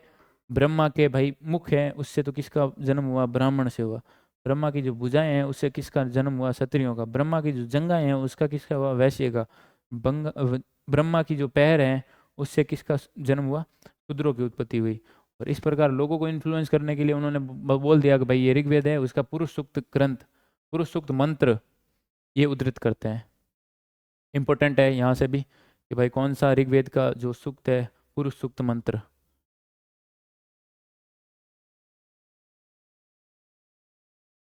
और ये जो एक स्टोरी है आप देख सकते हो एकलव्य की। तक जो मध्य एशिया से भारत आए और ब्राह्मण मलेच बर्बर तो अन्य देशीय मानते थे। ब्राह्मण इनको क्या मानते थे? मलेच, बर्बर, अन्य देशीय। किंतु संस्कृत के संभवतः आरंभिक अभिलेखों में से प्रसिद्ध तक शासक रुद्रदामन द्वारा सुदर्शन सरोवर का जीर्णोद्धार का वर्णन मिलता है। सातवाहन कुल के सबसे प्रसिद्ध शासक गौतमी पुत्र श्री सातकर्णी ने स्वयं को अनूठा ब्राह्मण और साथ ही क्षत्रियों के दर्प का हनन करने वाला बताया था। उसने यह भी दावा किया कि चार वर्णों के बीच विवाह संबंध होने पर उसने रोक लगाई। फिर भी रुद्रदामन के परिवार से उसने विवाह संबंध स्थापित किए। अब यहाँ पे बताया गया है जो सातवाहन शासक था गौतमी पुत्र श्री सातकर्णी, ये कौन था? अनूठा ब्राह्मण बताता है खुद को, बोलता है मैं एक अनूठा ब्राह्मण हूँ। और क्षत्रियों के दर्प का हनन करने वाला बताता है खुद को। और बोलता है चार वर्णों के बीच विवाह संबंध स्थापित होने पर उसने रोक लगा दी थी। अंतर विवाह जो होती है पद्धति उसके ऊपर रोक लगा दी। ब्राह्मणीय सिद्धांतों में वर्ण की तरह जाति भी जन्म पर आधारित थी। अब वर्ण तो चार ही बनाए लोगों को, अब अलग अलग डिवाइड करने के लिए उन्होंने जाति व्यवस्था भी क्या बना दी? जन्म पर आधारित। वर्ण जहाँ चार थे वहीं जातियों की कोई निश्चित संख्या ही नहीं थी, बहुत सारी जातियां हैं। वर्ण तो फिक्स है, चार है, ब्राह्मण, क्षत्रिय, वैश्य, शूद्र। चार वर्णों वाली व्यवस्था में समाहित करना संभव नहीं था, उनका जाति में वर्गीकरण कर दिया। ब्राह्मणों की अच्छी पॉलिसी थी, चार वर्ण खुद के बना दिए, खुद को ऊपर रख दिया, बाकी वालों को नीचे। और चार वर्णों के अलावा भी जातियों में डिवाइड कर लिया। वे जातियाँ जो एक जीविका अथवा व्यवसाय से जुड़ी थी उन्हें कभी कभी श्रेणियों में भी संगठित किया जाता। मंदसौर से मिला एक अभिलेख 5वीं शताब्दी ईस्वी का है। इसमें रेशम के बुनकरों की एक श्रेणी का वर्णन मिलता है जो लाट प्रदेश गुजरात के निवासी थे और वहां से मंदसौर चले गए। मंदसौर को उस समय क्या कहते थे? दसपुर नाम से जाना जाता था। इस जाति के बारे में बताया गया है। रेशम बुनकरों की एक जाति थी उसके बारे में बताया है जो मूलतः लाट प्रदेश के थे और मंदसौर चले गए थे। मंदसौर को उस समय दसपुर के नाम से जाना जाता था। इंपॉर्टेंट है। संस्कृत के ग्रंथ और अभिलेखों में व्यापारियों के लिए वणिक शब्द का प्रयोग किया जाता था। बणिये बोलते थे व्यापारियों के लिए संस्कृत के ग्रंथों और अभिलेखों में। शूद्रक का एक नाटक था मृच्छकटिकम, लगभग 4वीं शताब्दी ईस्वी का है। इसका नायक था चारुदत्त। इसको ब्राह्मण वणिक बताया गया है।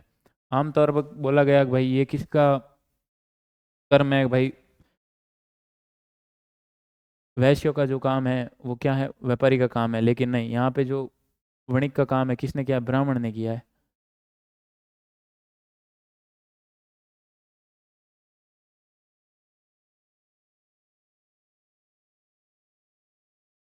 शवों की अंत्येष्टि और मृत पुरुषों को छूने वालों को चांडाल कहा जाता था।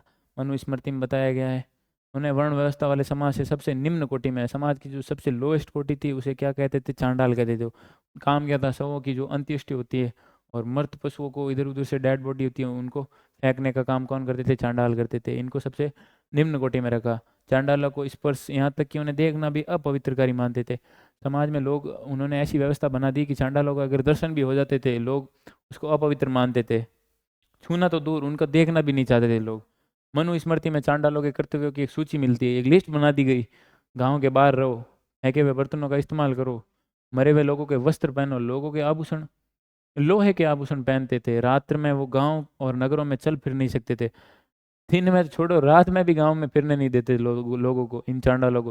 संबंधियों से भी इन मृतकों की उन्हें अंत्येष्टि करनी पड़ती थी।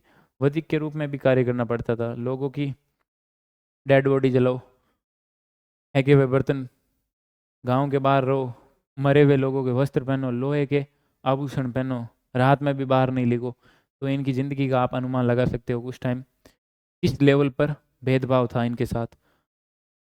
अब एक चीनी यात्री है फाहियान, वो लगभग 5वीं शताब्दी हर्ष के टाइम, हर्षवर्धन के टाइम आया था। इन अस्पृश्यों को सड़क पर चलते हुए करताल बजाकर अपने होने की सूचना देनी थी, यानी कि क्लैप करके अपने होने की प्रेजेंस की सूचना देनी थी, ताकि लोग इनसे देखने से बच सके। अगर ताली बजाएंगे तो पता चल जाएगा हाँ कि भाई एक चांडाल यहाँ पे है, तो लोग अपना मुंह इधर कर लेंगे। एनसांग लगभग 7वीं शताब्दी ईस्वी में कहता है, सॉरी फाहियान मैंने बताया था, हर्षवर्धन के समय नहीं, ये चंद्रगुप्त द्वितीय के टाइम आया था गुप्त शासक फाहियान उस समय, और हैनसांग था ये हर्षवर्धन के समय आता था। ये कहता है कि वधिक और सफाई करने वालों को नगर से बाहर रहना पड़ता था, चांडालों को गांव के अंदर रहने की परमिशन नहीं थी, गांव से बाहर रहो। पाली में लिखी मातंग जातक, ये भी एक कोई कथा है, देख लेना। अब महाभारत का जिक्र है। स्वर्ण हस्ती रथ दास सेना कोष राज्य अपनी प्रजा की संपत्ति अनुज छोटे भाई स्वयं को भी दांव लगाया और दांव लगाकर गवा बैठे, और सबकी सह पत्नी द्रौपदी को भी दांव पर लगाया और उसे भी हार गए। ये बात हो पर ये जो युद्ध था, जो गेम खेला था उन्हें, सब जुआ खेला था, उसमें सारे के साथ सबकी सब चीजें हार गए थे। मनुस्मृति के अनुसार पैतृक जायदाद का माता पिता की मृत्यु के बाद सभी पुत्रों में समान रूप से बंटवारा होगा। माता पिता की मृत्यु हुई, उसके बाद सभी पुत्रों में समान डिस्ट्रीब्यूशन होगा प्रॉपर्टी का। लेकिन जो बड़ा वाला बेटा है वो विशेष भाग का अधिकारी था। स्त्रियां इस पैतृक संसाधन में हिस्सेदारी की मांग नहीं कर सकती। औरतों को किसी भी तरह की जो पैतृक संपदा थी उसके अंदर किसी भी प्रकार का हिस्सा नहीं मिलता था, किंतु विवाह के समय मिले उपहारों पर स्त्रियों का स्वामित्व माना जाता था। शादी हो गई, स्त्री को बहुत सारे गिफ्ट मिले, उसे, उसके ऊपर किसका अधिकार था? सिर्फ उस स्त्री का अधिकार था। और उसे क्या कहते थे? स्त्री धन इंपॉर्टेंट है। और स्त्री का धन संज्ञा दी। इस संपत्ति को उनकी संतान विरासत के रूप में प्राप्त कर सकती है। स्त्रियों को पति की आज्ञा के विरुद्ध पारिवारिक संपत्ति अथवा स्वयं के अपने बहुमूल्य धन के गुप्त संचयन के विरुद्ध भी चेतावनी देती हैं। मनुस्मृति में कहा गया है कि भाई स्त्रियां हैं, जो औरतें हैं, वो ना तो गुप्त संचय कर सकती है, उसके विरुद्ध भी चेतावनी मिली हुई है उनको, आपको ये नहीं करना है। और पति की आज्ञा के विरुद्ध पारिवारिक संपत्ति की भी संचय नहीं कर सकती है। चलिए, अब ये इम्पोर्टेंट है, स्त्री और पुरुष किस प्रकार संपत्ति अर्जित कर सकते हैं, कौन कौन से टाइप है उनके पास प्रॉपर्टी एक्वायर करने के। पुरुषों के लिए तो कितने प्रकार बता दिए, साथ कौन कौन से? विरासत, खोज में, खोज करके, खरीद कर, या किसी को विजित जीत कर, या फिर इन्वेस्ट निवेश करके, या फिर कोई कार्य करके, या फिर सज्जनों द्वारा दी गई भेंट को स्वीकार करके। विरासत में मिली हो, या खोज की हो, या फिर कोई खरीद ली हो, या फिर कहीं जीत ली हो, कोई विजित की हो, या फिर निवेश किया हो यहीं कार्य करके, या फिर जो सज्जन होते हैं समाज के उनके द्वारा भेंट स्वीकार करके। ये जो 7 टाइप हैं ये पुरुषों की संपत्ति प्राप्त करने के तरीके हैं। अब महिलाओं के लिए कितने तरीकों का वर्णन कर दिया है? 6 तरीकों का। कौन कौन सा? वैवाहिक अग्नि के सामने, वधुगमन के सामने, वधुगमन के समय मिली भेंट, वैवाहिक अग्नि के सामने उस समय उसको जो भी मिला गया वो, और जब आपने ससुराल जाती हैं तब वधुगमन के समय उसे जो भी भेंट मिलती हैं, बड़े भाई माता पिताओं से वो स्नेह के प्रतीक के रूप में, यानी कि प्रेम के रूप में, प्रेम का जो भी प्रतीक है उसके रूप में। भ्राता माता पिता और पिता द्वारा दिए गए उपहार, यानी कि भाई माँ बहन उनके द्वारा कोई भी गिफ्ट दिया गया हो। परवर्ती काल में मिली भेंट, यानी कि शादी के बाद उसे जो भी मिली रही हो भेंट, और वह सब कुछ जो उसे अनुरागी पति से उसे प्राप्त हो, यानी कि उसका जो प्रिय पति है उसके जो भी मिले उसे प्राप्त करके वो अपनी संपत्ति अर्जित करती हैं। समाज के ब्राह्मणीय दृष्टिकोण को धर्मसूत्र और धर्मशास्त्र में संहिताबद्ध किया जा रहा था। ब्राह्मणीय दृष्टिकोण था जो भी कि भाई 4 वर्ग थे उनको धर्मसूत्र और धर्मशास्त्रों में तो संहिताबद्ध ही कर दिया कि भाई इसके अलावा तो कुछ ही नहीं होगा इस सोसाइटी में। तो इनकी आलोचनाएं थी जो प्रारंभिक बौद्ध धर्मों में, वो इनकी आलोचनाएं प्रस्तुत होने लगी। बौद्धों ने इस बात को अंगीकार किया कि समाज में विषमता मौजूद थी, किंतु यह भेद ना तो नैसर्गिक है और ना ही स्थायी। ये जो वर्ण व्यवस्था है या तो ना तो नैसर्गिक है और ना ही स्थायी, ये जन्मजात नहीं है और ना ये स्थायी है। बौद्धों ने जन्म के आधार पर सामाजिक प्रतिष्ठा को अस्वीकार किया। भाई ये कौन सा रूल हुआ, तुमने किसी शेड्यूल कास्ट के घर जन्म ले लिया तो तुम्हें शेड्यूल कास्ट वाले ही काम करने होंगे, ये गलत है। ये उस टाइम की जो प्रिंसिपल थ्योरीज थी उनको बौद्धों ने चैलेंज किया। पाली भाषा के बौद्ध ग्रंथ मंजिम निकाय, ये भी इम्पोर्टेंट है, आ सकता है कि भाई बौद्ध ग्रंथ ये जो है मज्जिम निकाय किस भाषा में लिखा है, पाली भाषा में लिखा गया है। तमिल संगम साहित्य कब से कब, लगभग प्रथम शताब्दी ईस्वी।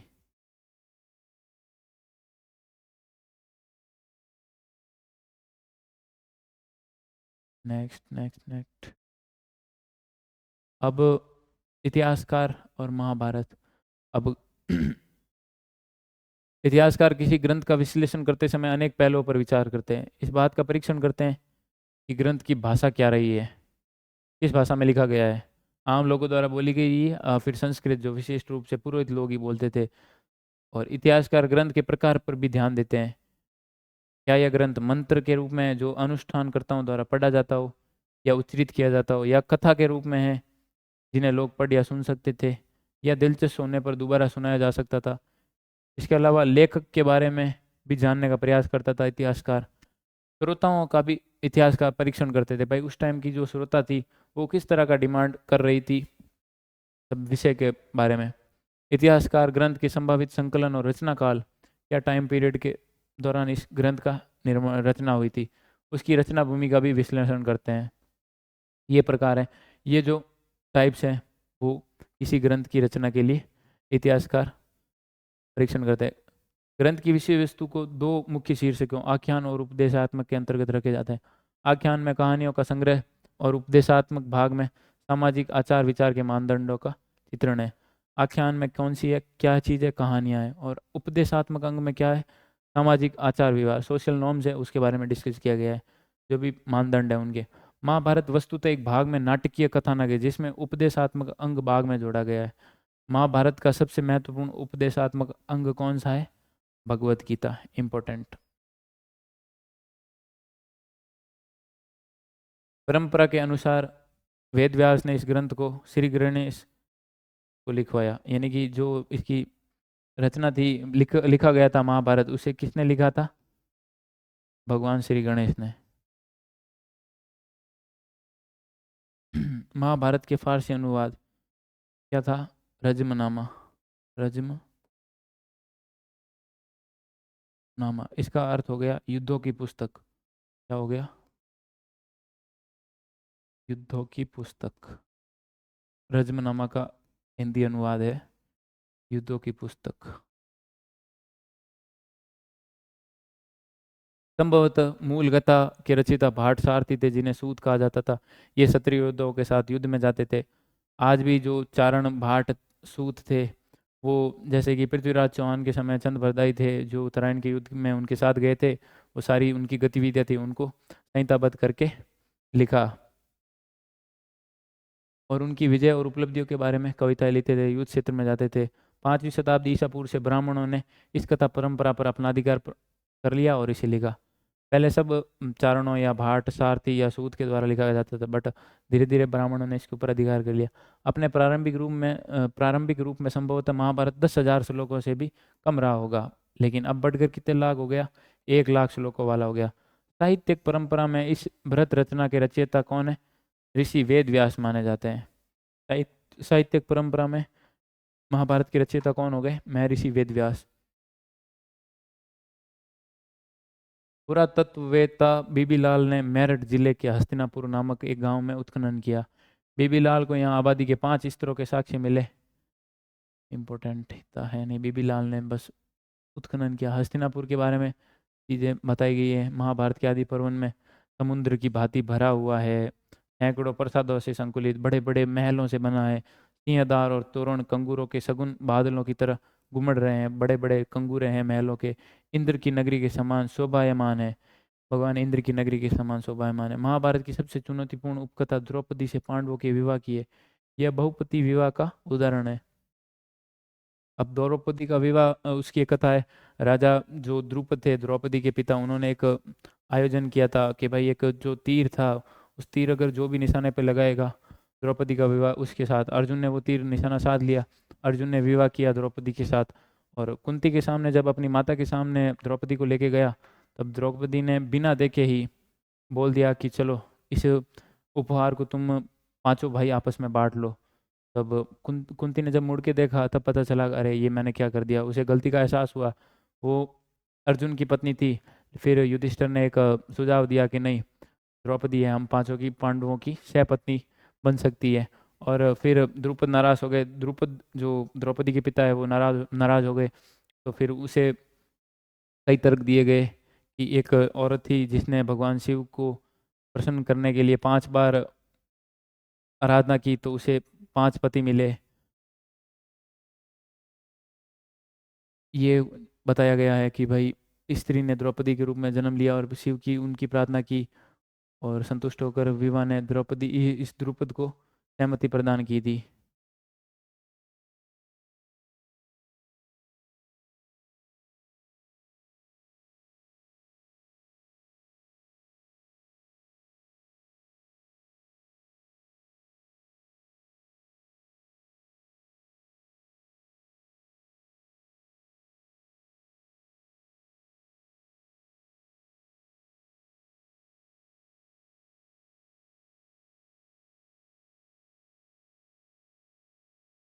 यही युधिष्ठिर ने बताया कि द्रौपदी उन पांचों की पत्नी होगी।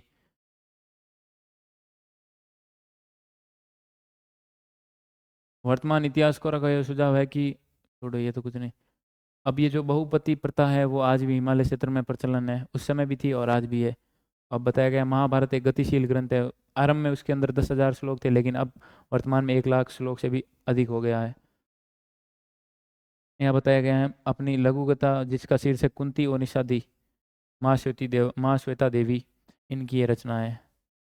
बस। पाणिनि की अष्टाध्यायी किस पे है? संस्कृत व्याकरण के ऊपर। बौद्ध ग्रंथ त्रिपिटक किस में लिखे गए हैं? पाली भाषा में लिखे गए हैं। भरत मुनि का नाट्य शास्त्र किस में लिखा गया है? संस्कृत में लिखा गया है। महाभारत का समालोचनात्मक संस्करण की परिकल्पना और प्रकाशन बी ए सुकथांकर ने की थी 1919 से 66 तक। और ये हो गया कंप्लीट चैप्टर 3। अब बचा है लास्ट चैप्टर 4, विचारक, विश्वास और इमारतें।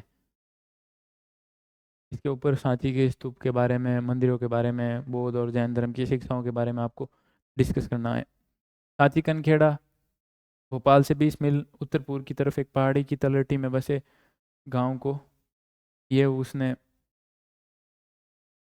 बारस्टो है, HD बारस्टो, उसके ऊपर उन्होंने लिखा था। बट ये भोपाल से 20 मील उत्तर पूर्व की तरफ है। कौन है? सांची कनखेड़ा का एक गाँव है। यूरोप के सज्जनों को ये विशेषकर रुचिकर लगते हैं, जिनमें मेजर अलेक्जेंडर कनिंघम है। क्या रुचिकर लगते हैं? जो सांची की स्तूप है वो उनको रुचिकर लगते हैं। शाहजहाँ बेगम की आत्मकथा। शाहजहाँ बेगम कौन है? भोपाल की एक नवाब है। कौन है? शाहजहाँ बेगम। उसकी आत्मकथा है ताज उल इकबाल तारीख भोपाल, यानी कि भोपाल का इतिहास। इसका ट्रांसलेट किसने किया था? HD बारस्टो ने किया था।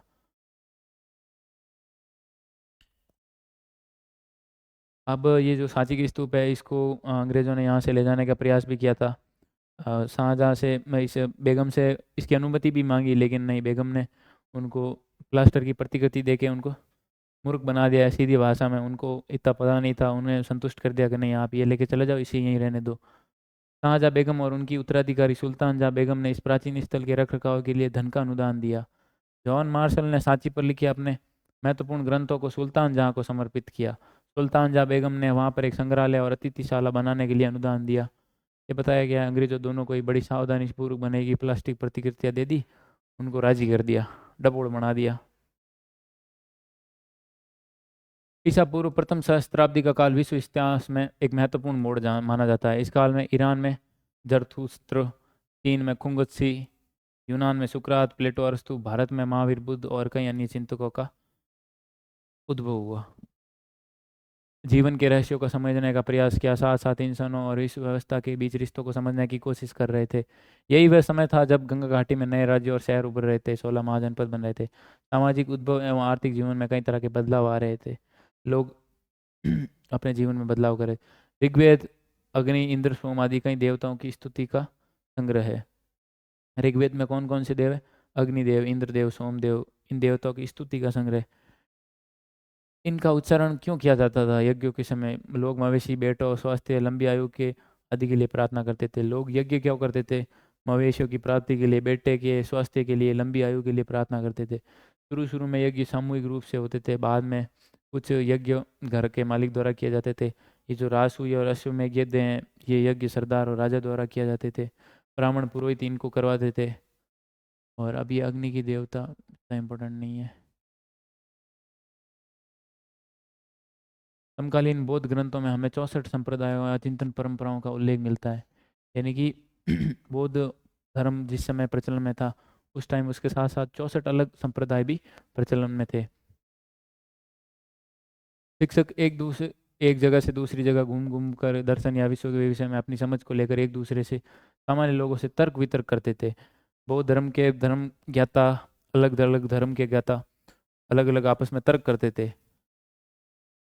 इस विषय को लेकर, दर्शन के विषय को लेकर, विश्व के विषय को लेकर। ये चर्चाएं कूटागार शालाएं, यानी कि नुकीली छत वाली झोपड़ियाँ। अब ये कूटागार शालाएं होती थी जो नुकीली छत वाली होती थी, या ऐसे उपवनों में होती थी जहाँ घुमक्कड़ मनीषी ठहरा करते थे। यानी जो ऋषि मनीषी थे वो वहाँ पे ठहरते थे और ये तर्क वितर्क करते थे। ब्राह्मणवाद यह मानता था कि किसी व्यक्ति का अस्तित्व उसकी जाति और लिंग से निर्धारित होता था। ब्राह्मणों ने बोल दिया, तुम्हारा जो भी अस्तित्व है तुम्हारी जाति है और तुम्हारा लिंग है जिसमें तुमने जन्म लिया है। 6ठी शताब्दी ईसा पूर्व के छांदोग्य उपनिषद से ये 2 श्लोक लिए गए हैं। छांदोग्य उपनिषद की रचना कब हुई थी? 6ठी शताब्दी ईसा पूर्व। आत्मा की प्रकृति बताया कि भाई आत्मा है जो बाजरे के बीज की गिरी से भी छोटी है, मन के अंदर छुपी हुई मेरी आत्मा पृथ्वी से भी विशाल है, क्षितिज से भी विस्तृत है, स्वर्ग से भी बड़ी है, सभी लोगों में बड़ी है। और फिर बताया सच्चा यज्ञ क्या है? भाई पवन है, जो समीर जो चल रही है उसको बोला गया ये जो बह रही है निश्चय ही एक यज्ञ है, क्योंकि ये शुद्ध कर रही है लोगों को। अच्छी पवन चल रही है, बहते बहते ये सबको पवित्र कर रही है, ये वास्तव में एक यज्ञ है। अब बताया गया बौद्ध ग्रंथ। भगवान बुद्ध ने तो मौखिक शिक्षाएं दी, उन्होंने ना तो कोई ग्रंथ लिखा और ना ही उस समय किसी ने भी उनके ग्रंथों को लिखा। उनके जीवन के समय महिलाओं इन प्रवचनों को सुनते थे, चर्चा करते थे। बुद्ध के संभाषण को उनके जीवन काल में नहीं लिखा गया। मृत्यु के बाद कब 5वीं से 4ठी सदी ईसा पूर्व उनके शिष्यों, ज्येष्ठों या ज़्यादा वरिष्ठ श्रमणों की एक सभा वैशाली, यानी कि बिहार की वैशाली में पाली भाषा के में रूप में बुलाई गई। अब वैशाली है, अब वर्तमान में क्या है? वैशाली, पाली भाषा के रूप में है ये। यहाँ पर उनकी शिक्षाओं का संकलन किया गया। इन ग्रंथों को क्या गया गया? त्रिपिटक, यानी कि 3 टोकरियाँ। इसका अर्थ क्या? 3 टोकरियाँ। उन्होंने मौखिक रूप से ही संप्रेषित किया था, बाद में लिख कर विषय लंबाई के अनुसार वर्गीकरण किया गया। अब कौन सा पहला है? विनय पिटक। विनय पिटक में संघ या बौद्ध मठों में रहने वाले लोगों के लिए नियमों का संग्रह था, यानी कि कोड ऑफ लॉज था। बुद्ध की शिक्षाएं सेकंड किस में थी? सुत्त पिटक में। भगवान जो भी बुद्ध की शिक्षाएं थी वो सुत्त पिटक में। दर्शन से जुड़े विषय किस में थे? अभिधम्म पिटक में। तीसरा पिटक कौन सा? अभिधम्म पिटक। इसमें क्या थे? फिलोसॉफी थी उनकी। हर पिटक के अंदर कई ग्रंथ होते थे। बाद के युगों में बौद्ध विद्वानों ने इन ग्रंथों पर टीकाएं लिखी। अलग अलग जो भी विद्वान थे उन्होंने बाद में इसको और ज़्यादा डाइल्यूट किया, टीकाएँ भी लिखी उन पर, हर एक टॉपिक पर, छोटे छोटे टॉपिक पर और ज़्यादा डिस्कस किया। जब बौद्ध धर्म श्रीलंका जैसे नए इलाकों में फैला, दीपवंश, दीप का इतिहास, और महावंश यानी कि महान इतिहास जैसे क्षेत्र विशेष के बौद्ध इतिहास को लिखा गया। जब श्रीलंका में गया तो वहाँ पे दीपवंश और महावंश, ये वहाँ का बौद्ध इतिहास लिखा गया। जब बौद्ध धर्म पूर्व एशिया में फैला तब फाहियान और हैंसांग जैसे तीर्थयात्री बौद्ध ग्रंथों की खोज में चीन से भारत आए। फाहियान और हैंसांग, जहाँ उन्होंने बौद्ध धर्म के बारे में देखा, पढ़ा वहाँ पर, तो वो लोग बौद्ध ग्रंथों की खोज में कहाँ आ गए? भारत में आ गए। अब इतनी पांडुलिपियाँ तो आज तक शेष नहीं बची, क्योंकि पांडुलिपियाँ नष्ट हो जाती हैं, कुछ पत्थरों पे लिखी, कुछ पेपर जो क्या नाम है, पेड़ों के जो पत्ते थे उनके ऊपर लिखते थे, तो वो सब समय के साथ नष्ट हो गई थी, लेकिन कुछ भी आज संरक्षित है। अब यहाँ पे बताया गया है नियतिवादी और भौतिकवादी, इम्पोर्टेंट है। शुद्ध पिटक से ये इसके बारे में लिखा गया एक दृष्टांत है। नियतिवादी बोलते हैं सब कुछ पहले से तय है, सुख और दुख मानो पूर्व निर्धारित माप कर दिए जाते हैं, संसार को बदला नहीं जा सकता या इसको घटाया बढ़ाया नहीं जा सकता। धागे जैसे कि धागा को गोल होता है, धागे का गोला होता है, फेंकने पर वो अपने आप चलता जाता है, चलता जाता है, जब तक वो एंड तक खत्म नहीं हो जाता है, लुढ़कते लुढ़कते अपनी पूरी लंबाई तक खुलता जाता है। उसी तरह मूर्ख और विद्वान दोनों ही पूर्व निर्धारित रास्ते से होते हुए दुखों का निदान करेंगे। जो पहले से रास्ता तय तय होता है, उसी के ऊपर वो मूर्ख और विद्वान दोनों चलते रहते हैं। और नियतिवादों की ये थी विशेषताएं। और फिर भौतिकवादी थे। भौतिकवादियों में कहा दान यज्ञ चढ़ावा जैसी कोई चीज़ ही नहीं है। जो लोग तुम दान करते हो, यज्ञ करते हो, चढ़ावा कराते हो, कोई चीज़ दूसरी दुनिया जैसी कोई चीज़ नहीं है। स्वर्ग नरक कोई कॉन्सेप्ट नहीं है। मनुष्य चार तत्वों से बना है। ये चार तत्व जब वो मरता है तब मिट्टी वाला अंश पृथ्वी में, जल वाला हिस्सा जल में, गर्मी वाला अंश आग में, सांस का अंश वायु में वापस मिल जाता है और उसकी इंद्रियां अंतरिक्ष का हिस्सा बन जाती है। दान देने की बातें मूर्खों का सिद्धांत है। दान कोई चीज ही नहीं होती है, खोखला झूठ है दान देना। मूर्ख हो या विद्वान दोनों ही कटकर नष्ट हो जाते हैं। भले ही मूर्ख हो या विद्वान हो, सबको मरकर ही खत्म होना है। मृत्यु के बाद कोई नहीं बचता। अब जो नियतिवादी हैं वो कौन सी परंपरा के हैं? आजीवक परंपरा के। ये बोलते हैं भाई सबसे पहले वो पूर्व निर्धारित मात्रा में सब आपको मिलेगा। और इन्हें नियतिवादी ऐसे लोग जो विश्वास करते हैं कि सब कुछ पूर्व निर्धारित है। द्वितीय गद्यांश के उपदेश, यानी कि जो भौतिकवादी हैं वो कौन सी परंपरा के हैं? लोकायत परंपरा के, जिन्हें भौतिकवादी कहा गया है। इंपॉर्टेंट पैराग्राफ है ये भी। अब है महावीर का संदेश। जैनों के मूल सिद्धांत 6ठी शताब्दी ईसा पूर्व में वर्धमान महावीर के जन्म से पहले ही उत्तर भारत में प्रचलित थे। यानी कि महावीर जैन ने जब जन्म लिया उससे पहले भी जैनों की जो सिद्धांत थे वो उत्तर भारत में प्रचलित थे। उनसे पहले भी 23 तीर्थंकर हो चुके थे।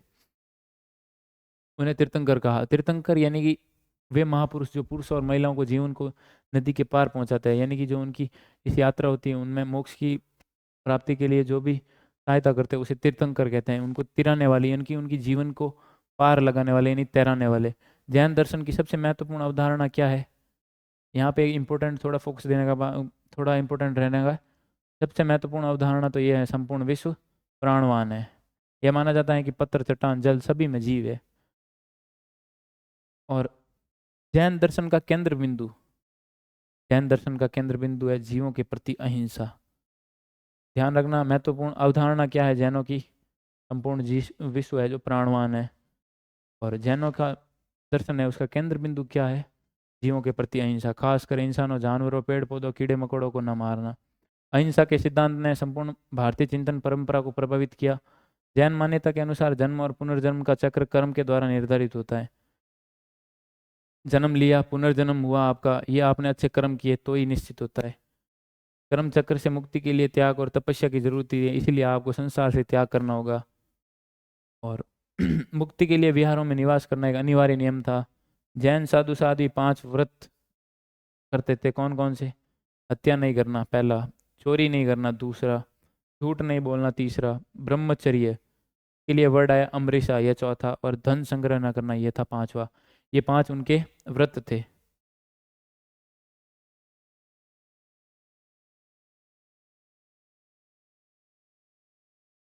अब जैन धर्म का विस्तार, बोध और ज्ञान की खोज। भगवान बुद्ध का बचपन का नाम सिद्धार्थ था और कबीले के सरदार, कौन सा कबीला था? शाक्य कबीला, सरदार के बेटे थे। जीवन के कटु यथार्थों से दूर उन्होंने महल की 4 दीवारी और सुखों के बीच बड़ा किया गया। यानी कि बहुत उनके पास राजा के बेटे थे तो उनको कोई कमी नहीं थी, बट उन्होंने संन्यास धारण कर। संत चरित्र किसी संत या धार्मिक नेता की जीवनी है। ओके। भगवान बुद्ध का जब जन्म हुआ तब उस एक दरबार में किसी संत ने कहा था या तो ये बड़े महान राजा होंगे या फिर एक महान सन्यासी होंगे।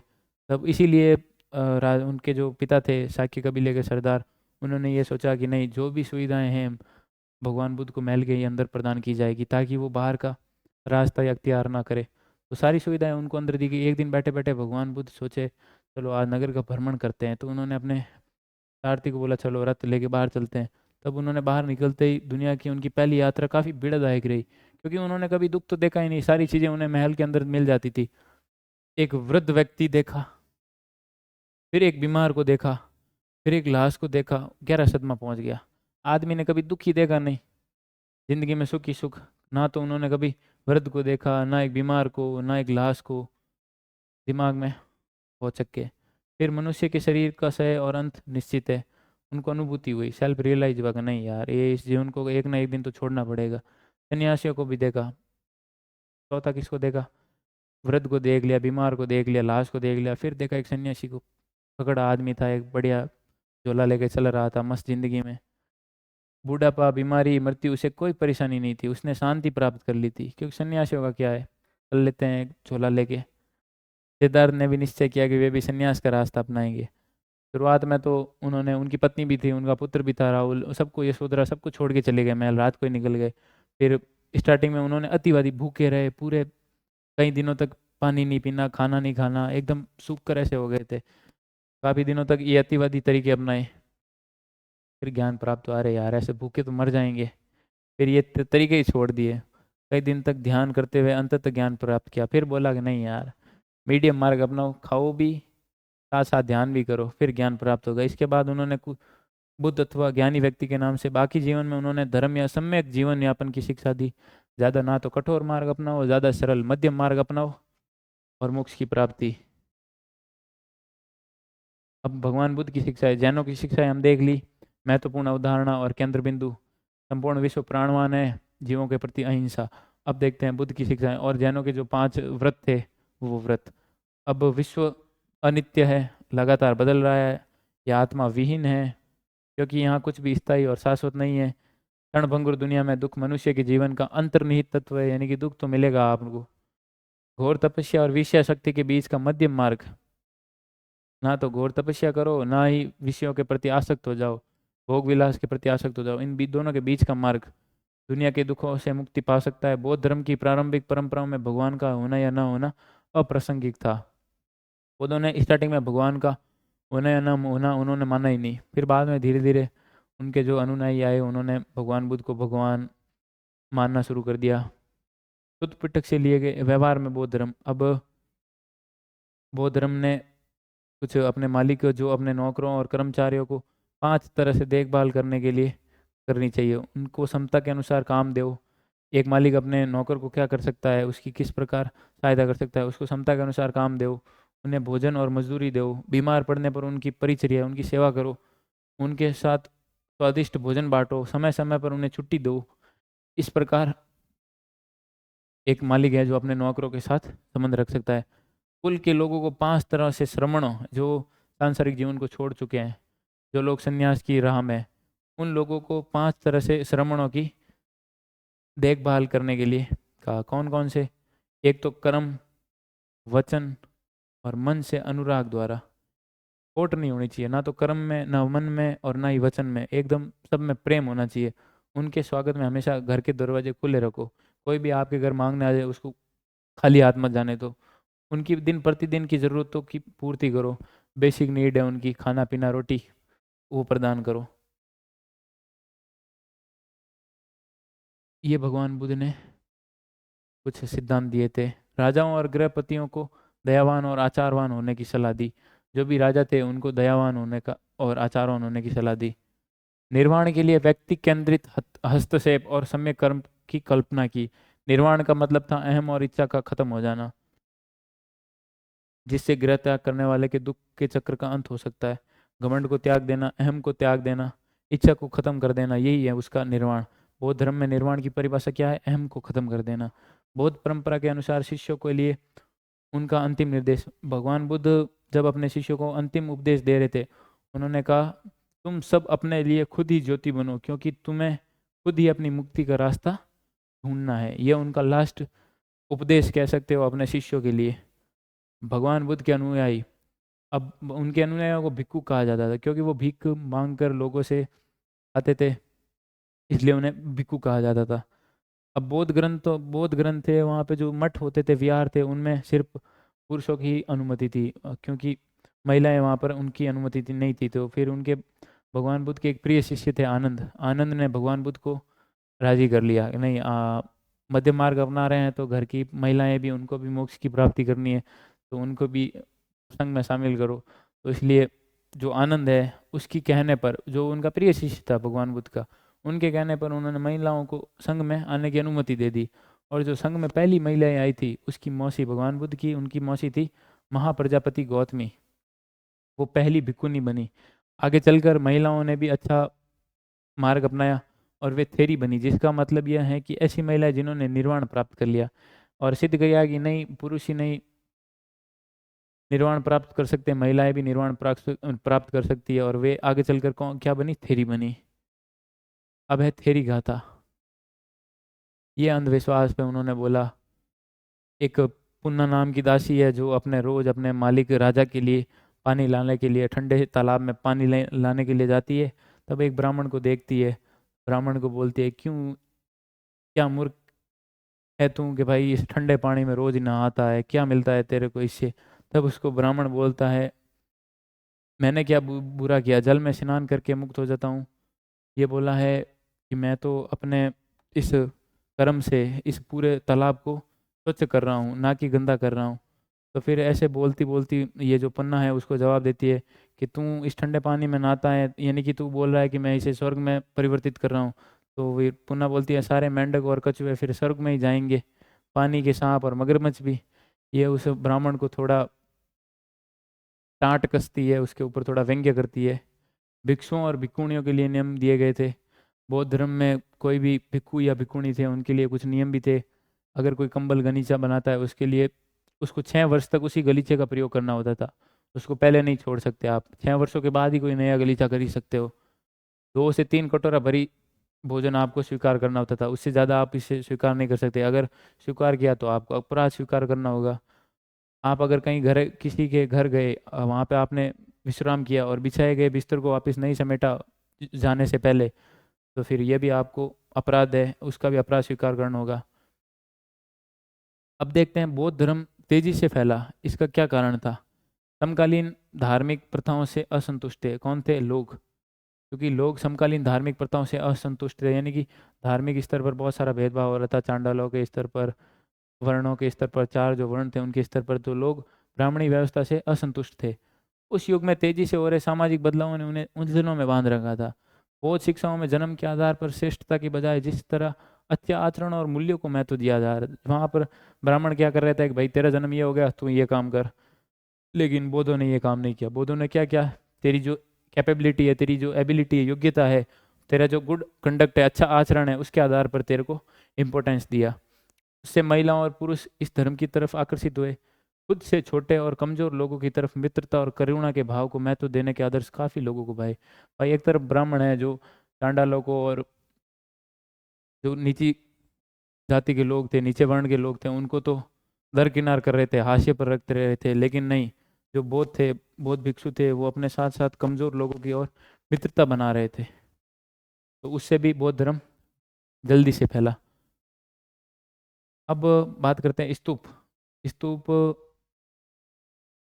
अक्सर जहाँ खास वनस्पति होती है, अनूठी अनूठी चट्टानें, विस्मयकारी प्राकृतिक सौंदर्य, पवित्र स्थान, ऐसे जहाँ पर एक छोटी सी वेदी भी हो, जिसे कभी कभी चैत्य कहते हैं, जहाँ पर जो बौद्धों के जो अर्चना के स्थल होते हैं उनको चैत्य कहते हैं। जहाँ भगवान बुद्ध जन्मे थे, वहाँ कौन सा स्थल था? लुम्बिनी। जहाँ उन्होंने ज्ञान प्राप्त किया, वहाँ पर बोध गया में ज्ञान प्राप्त किया। प्रथम उपदेश कहाँ दिया था? सारनाथ में। और जहाँ निब्बान प्राप्त किया वहाँ कहाँ था? वो स्थल कौन सा था? कुशीनगर। ये चारों स्थल बहुत इंपॉर्टेंट है। बुद्ध के समय लगभग 200 वर्षों के बाद अशोक ने लुम्बिनी की अपनी यात्रा की याद में स्तंभ बनवाया था। तथागत भगवान बुद्ध का दूसरा नाम है, इंपॉर्टेंट है। तथागत किसे कहते हैं? भगवान बुद्ध को ही कहते हैं, उनका दूसरा नाम है। महापरिनिब्बाण सूत्र से लिया गया है। अब पूछा गया भगवान बुद्ध से कि भगवान बुद्ध, आपकी जो निर्वाण हो जाएगा तो आपके अवशेषों को कहाँ रखना है, आपको कहाँ दफनाना है? तो भगवान बुद्ध ने बोला कि नहीं, मुझे मेरे जो महापरिनिर्वाण होगा उसके बाद मुझे 4 स्थानों पर, 4 महापथों के चौक पर, थूप पर मेरे जो भी अवशेष है वहाँ पर उनको दफनाना, ताकि लोग वहाँ पर माला अर्पित करके अपने हृदय में शांति और उनके अंदर सुख और आनंद का कारण बनेगा। लोग वहाँ पर आएंगे, उन्हें आत्मिक अनुभूति होगी, शांति मिलेगी। से जुड़े कुछ अवशेष जैसी उनकी अस्थियां और उनके द्वारा प्रयुक्त सामान गाड़ दिए गए थे। इन टीलों को स्तूप कहते थे। बुद्ध के स्तूप किसे कहते हैं? जहाँ भगवान बुद्ध के नाखून थे या फिर दांत थे, कुछ भी उनके अवशेष थे, उनको किसी स्थान पर गाड़ कर उसके ऊपर एक संरचना बनाई जिसे स्तूप कहा गया। टीले बना गए थे, उनको स्तूप कहा। अशोकावदान नामक एक बौद्ध ग्रंथ के अनुसार अशोक ने बुद्ध के अवशेषों के हिस्सों हर महत्वपूर्ण शहर में बांट कर उनके उस ऊपर स्तूप बनाने का आदेश दिया। सांची के एक तोरणदार का हिस्सा हाथी दांत का काम करने वाले शिल्पकारों ने दान से बनाया। ठीक है। स्तूप संस्कृत में क्या होता है? इसका अर्थ टीला। गोलार्ध लिए हुए मिट्टी के टीले से बना, जिसे बाद में अंड कहा गया। धीरे धीरे जटिल हो गई। चौकोर गोल आकारों का संतुलन संतुलन बना गया। अंड के ऊपर एक हर्मिका होती थी, छज्जे। ये छज्जे जैसा ढांचा देवताओं के घर का प्रतीक था। हर्मिका देवताओं के घर के प्रतीक थी। हर्मिका से एक मस्तूल निकलता था जिसे यष्टि कहा जाता था। इस पर एक छतरी लगी होती थी। टीले के चारों ओर एक वेदिका होती थी जो पवित्र स्थल को सामान्य दुनिया से अलग करती थी। सांची और भरूच के प्रारंभिक स्तूप बिना अलंकरण के हैं, सिवाय इसके कि उनमें पत्थर की वेदिकाएं और तोरण द्वार हैं। सांची के जो स्तूप है बिना अलंकरण के हैं, सिर्फ उनमें क्या है? पत्थर की वेदिकाएं हैं और तोरण द्वार है। ना ही उनमें हर्मिका है, ना ही मस्तूल है, ना ही यष्टि है। ये उपासक पूरी तोरण द्वार से प्रवेश करके टीले को दाईं तरफ से रखते हुए दक्षिणावर्त की परिक्रमा करते हैं, मानो वे आकाश में सूर्य के पथ का अनुकरण कर रहे हो। पूरी तोरण द्वार यहाँ से प्रवेश करते हैं, वो दाईं तरफ रखते हुए दक्षिणावर्त इस तरफ परिक्रमा करते हैं, मानो वे सूर्य का अनुक्रमण कर रहे हैं। अमरावती और पेशावर में शाहजी की ढेरी में स्तूपों में ताक और मूर्तियों की उत्कीर्ण करने की कला के काफी उदाहरण मिलते हैं। अब ये स्तूप है, इसमें यहाँ पर ये हर्मिका है, यहाँ इसे एक यस्तूल निकलता है, इसके ऊपर ये यष्टि, और यहाँ ये चारों तरफ वेदिकाएं बनी हुई है। ये पूरा संरचना दिया गया है स्तूप का। अब स्तूपों की खोज। अमरावती की खोज कब हुई? 1796 में। एक राजा अपना मंदिर बनवाना चाह रहा था। अचानक अमरावती के स्तूप से वहाँ उसको अवशेष मिले और वहाँ से वो पूरा उजाड़ के ले गया। कुछ वर्षों बाद कॉलिन मैकेंजी आए, चित्रांकन किया, उनकी रिपोर्टें नहीं छपी। आंध्र प्रदेश के गुंटूर के कमिश्नर ने यहाँ अमरावती की यात्रा की थी 1854 में, और उन्होंने कई मूर्तियों और उत्कीर्ण पत्र जमा किए और मद्रास ले गए। उनके नाम पर एलियट संगमरमर के नाम से भी जाना जाता है।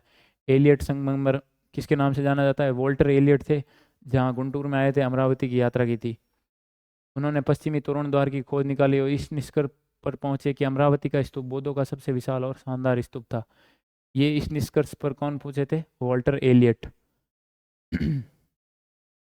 अब सारे अंग्रेज आए, उन्होंने क्या किया? यहाँ से जो अच्छी अच्छी स्थापत्य आकृतियां थी उनको ले जाकर अपने घरों के बाहर या अपने बंगलों के बाहर लगा दिया। लेकिन पुरातत्ववेत्ता कौन थे? एच एच कोल मुट्ठी भर लोगों में से एक थे जो अलग सोचते थे। उन्होंने भारतीय जो स्थापत्य कला था उनको महत्व दिया। लिखा कि इस देश की प्राचीन कलाकृतियों की लूट होने देना यह मुझे आत्मघाती और असमर्थनीय नीति लगती है। यानी कि उनका ये समर्थन नहीं करते हैं, ये नीति गलत है। वे मानते थे कि संग्रहालयों में मूर्तियों की प्लास्टर प्रतिकृतियां रखी जानी चाहिए, यानी कि प्लास्टर की जो फोटोकॉपीज है उनकी रखी जानी चाहिए, जबकि असली कलाकृति है जो करती है खोज की जगह पर ही रखी जानी चाहिए। बट ये जो कोल थे, एच एच कोल, उनकी पॉलिसी को किसी का समर्थन नहीं मिला। सारे अंग्रेज आए, भारतीय की जो भी स्थापत्य थी उनको लेके गए और ब्रिटेन वहाँ पर ले जाके संग्रहालयों में स्थापित कर दिया। 1818 में सांची की खोज हुई। अब मूर्ति कला, वैशांतर एक क्या है? जातक है। मूर्ति कलाएं बताइए, इसके ऊपर इम्पोर्टेंट नहीं था। बौद्ध चरित्र लेखक के अनुसार एक वृक्ष के नीचे ध्यान करते हुए बुद्ध को ज्ञान की प्राप्ति हुई। रिक्त स्थान बुद्ध के ध्यान की दशा। स्तूप महापरिनिब्बान के प्रतीक बन गए। चक्र धर्म चक्र का प्रतीक के रूप में प्राय इस्तेमाल किया जाने लगा। यह बुद्ध के द्वारा सारनाथ में दिए गए पहले उपदेश का प्रतीक है। अब बोधि वृक्ष की पूजा, ये जो रिक्त स्थान है यहाँ पे, ये किसका प्रतीक है? बुद्ध के ध्यान की दशा है। भगवान बुद्ध के यहाँ ध्यान की दशा है। और महापरिनिब्बान का प्रतीक बन गया स्तूप। ये जो स्तूप है यहाँ पे, ये महात्मा बुद्ध का जो परिनिर्वाण है उनका प्रतीक बन गया। और ये जो धर्म चक्र परिवर्तन है, जो उन्होंने सारनाथ में पहला उपदेश दिया था, उसका प्रतीक बन गया। और इसे क्या कहा गया था? धर्म चक्र परिवर्तन।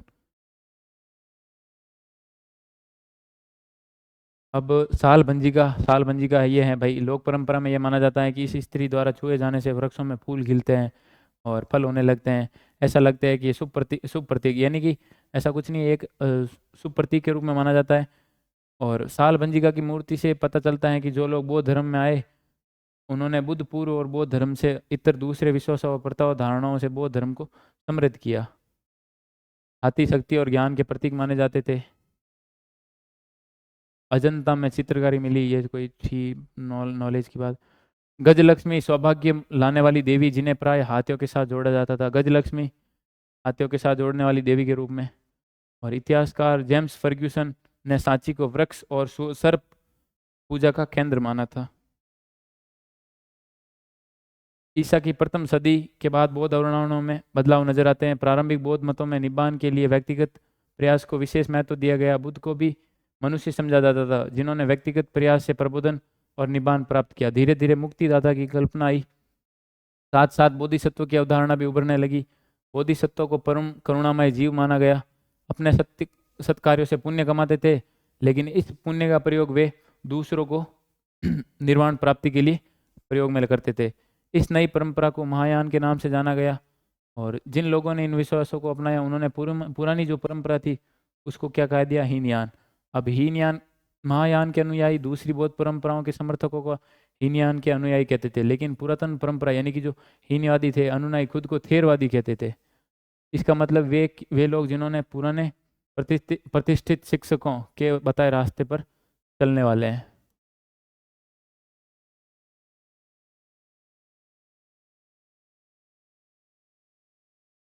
महाबलीपुरम तमिलनाडु, ये तो कुछ नहीं। मंदिर के बारे में बताया, मंदिर स्थापत्य के बारे में। मंदिर में गर्भगृह होता है, इसके अंदर दरवाजा पूजा करने के लिए भीतर एक प्रविष्ट हो सकता है। इसके ऊपर एक गर्भगृह के ऊपर एक ढांचा बनाया जाता है जिसे शिखर कहा जाता है। ये गर्भगृह है अंदर का, इसके ऊपर एक शिखर था, ये तो अभी टूट चुका है मंदिर, अभी भंगुर अवस्था। देवगढ़ उत्तर प्रदेश में है, यहाँ से मंदिरों के स्थापत्य का विकास हुआ। मंदिरों के साथ साथ विशाल सभा स्थल, ऊंची दीवारें, तोरण भी जुड़ गए। जलापूर्ति का भी इंतजाम किया जाने लगा। ये जो विष्णु की मूर्ति है देवगढ़ से प्राप्त हुई, शेषनाग पर आराम करते हुए। सबसे प्राचीन कृत्रिम गुफाएं ईसा पूर्व 3री सदी में अशोक के आदेश द्वारा आजीवक संप्रदाय के लिए, संतों के लिए बनाई गई थी। कौन सी गुफाएं थी? बराबर बिहार में थी ये गुफाएं, बराबर की गुफाएं आजीवक संप्रदाय के लिए अशोक ने बनवाई थी। 8वीं सदी के कैलाशनाथ मंदिर में नजर आता है, जिसे पूरी पहाड़ी काट कर उसे मंदिर का रूप दिया गया। एक ताम्रपत्र अभिलेख एलोरा के प्रमुख तक्षक द्वारा इसका निर्माण समाप्त करने के बाद उसके आश्चर्य को व्यक्त करता है, हे भगवान ये मैंने कैसे किया। यानी कि जो इसका मंदिर वास्तु करता है, निर्माण किया था, वो ये सोचता है कि भाई ये मैंने क्या कर दिया, ऐसी आकृति कैसे बना दी। कैलाशनाथ मंदिर ये पूरे पहाड़ी को काट कर बनाया गया। ये सारा ढांचा चट्टान को काट कर तैयार किया गया, ये महाराष्ट्र में।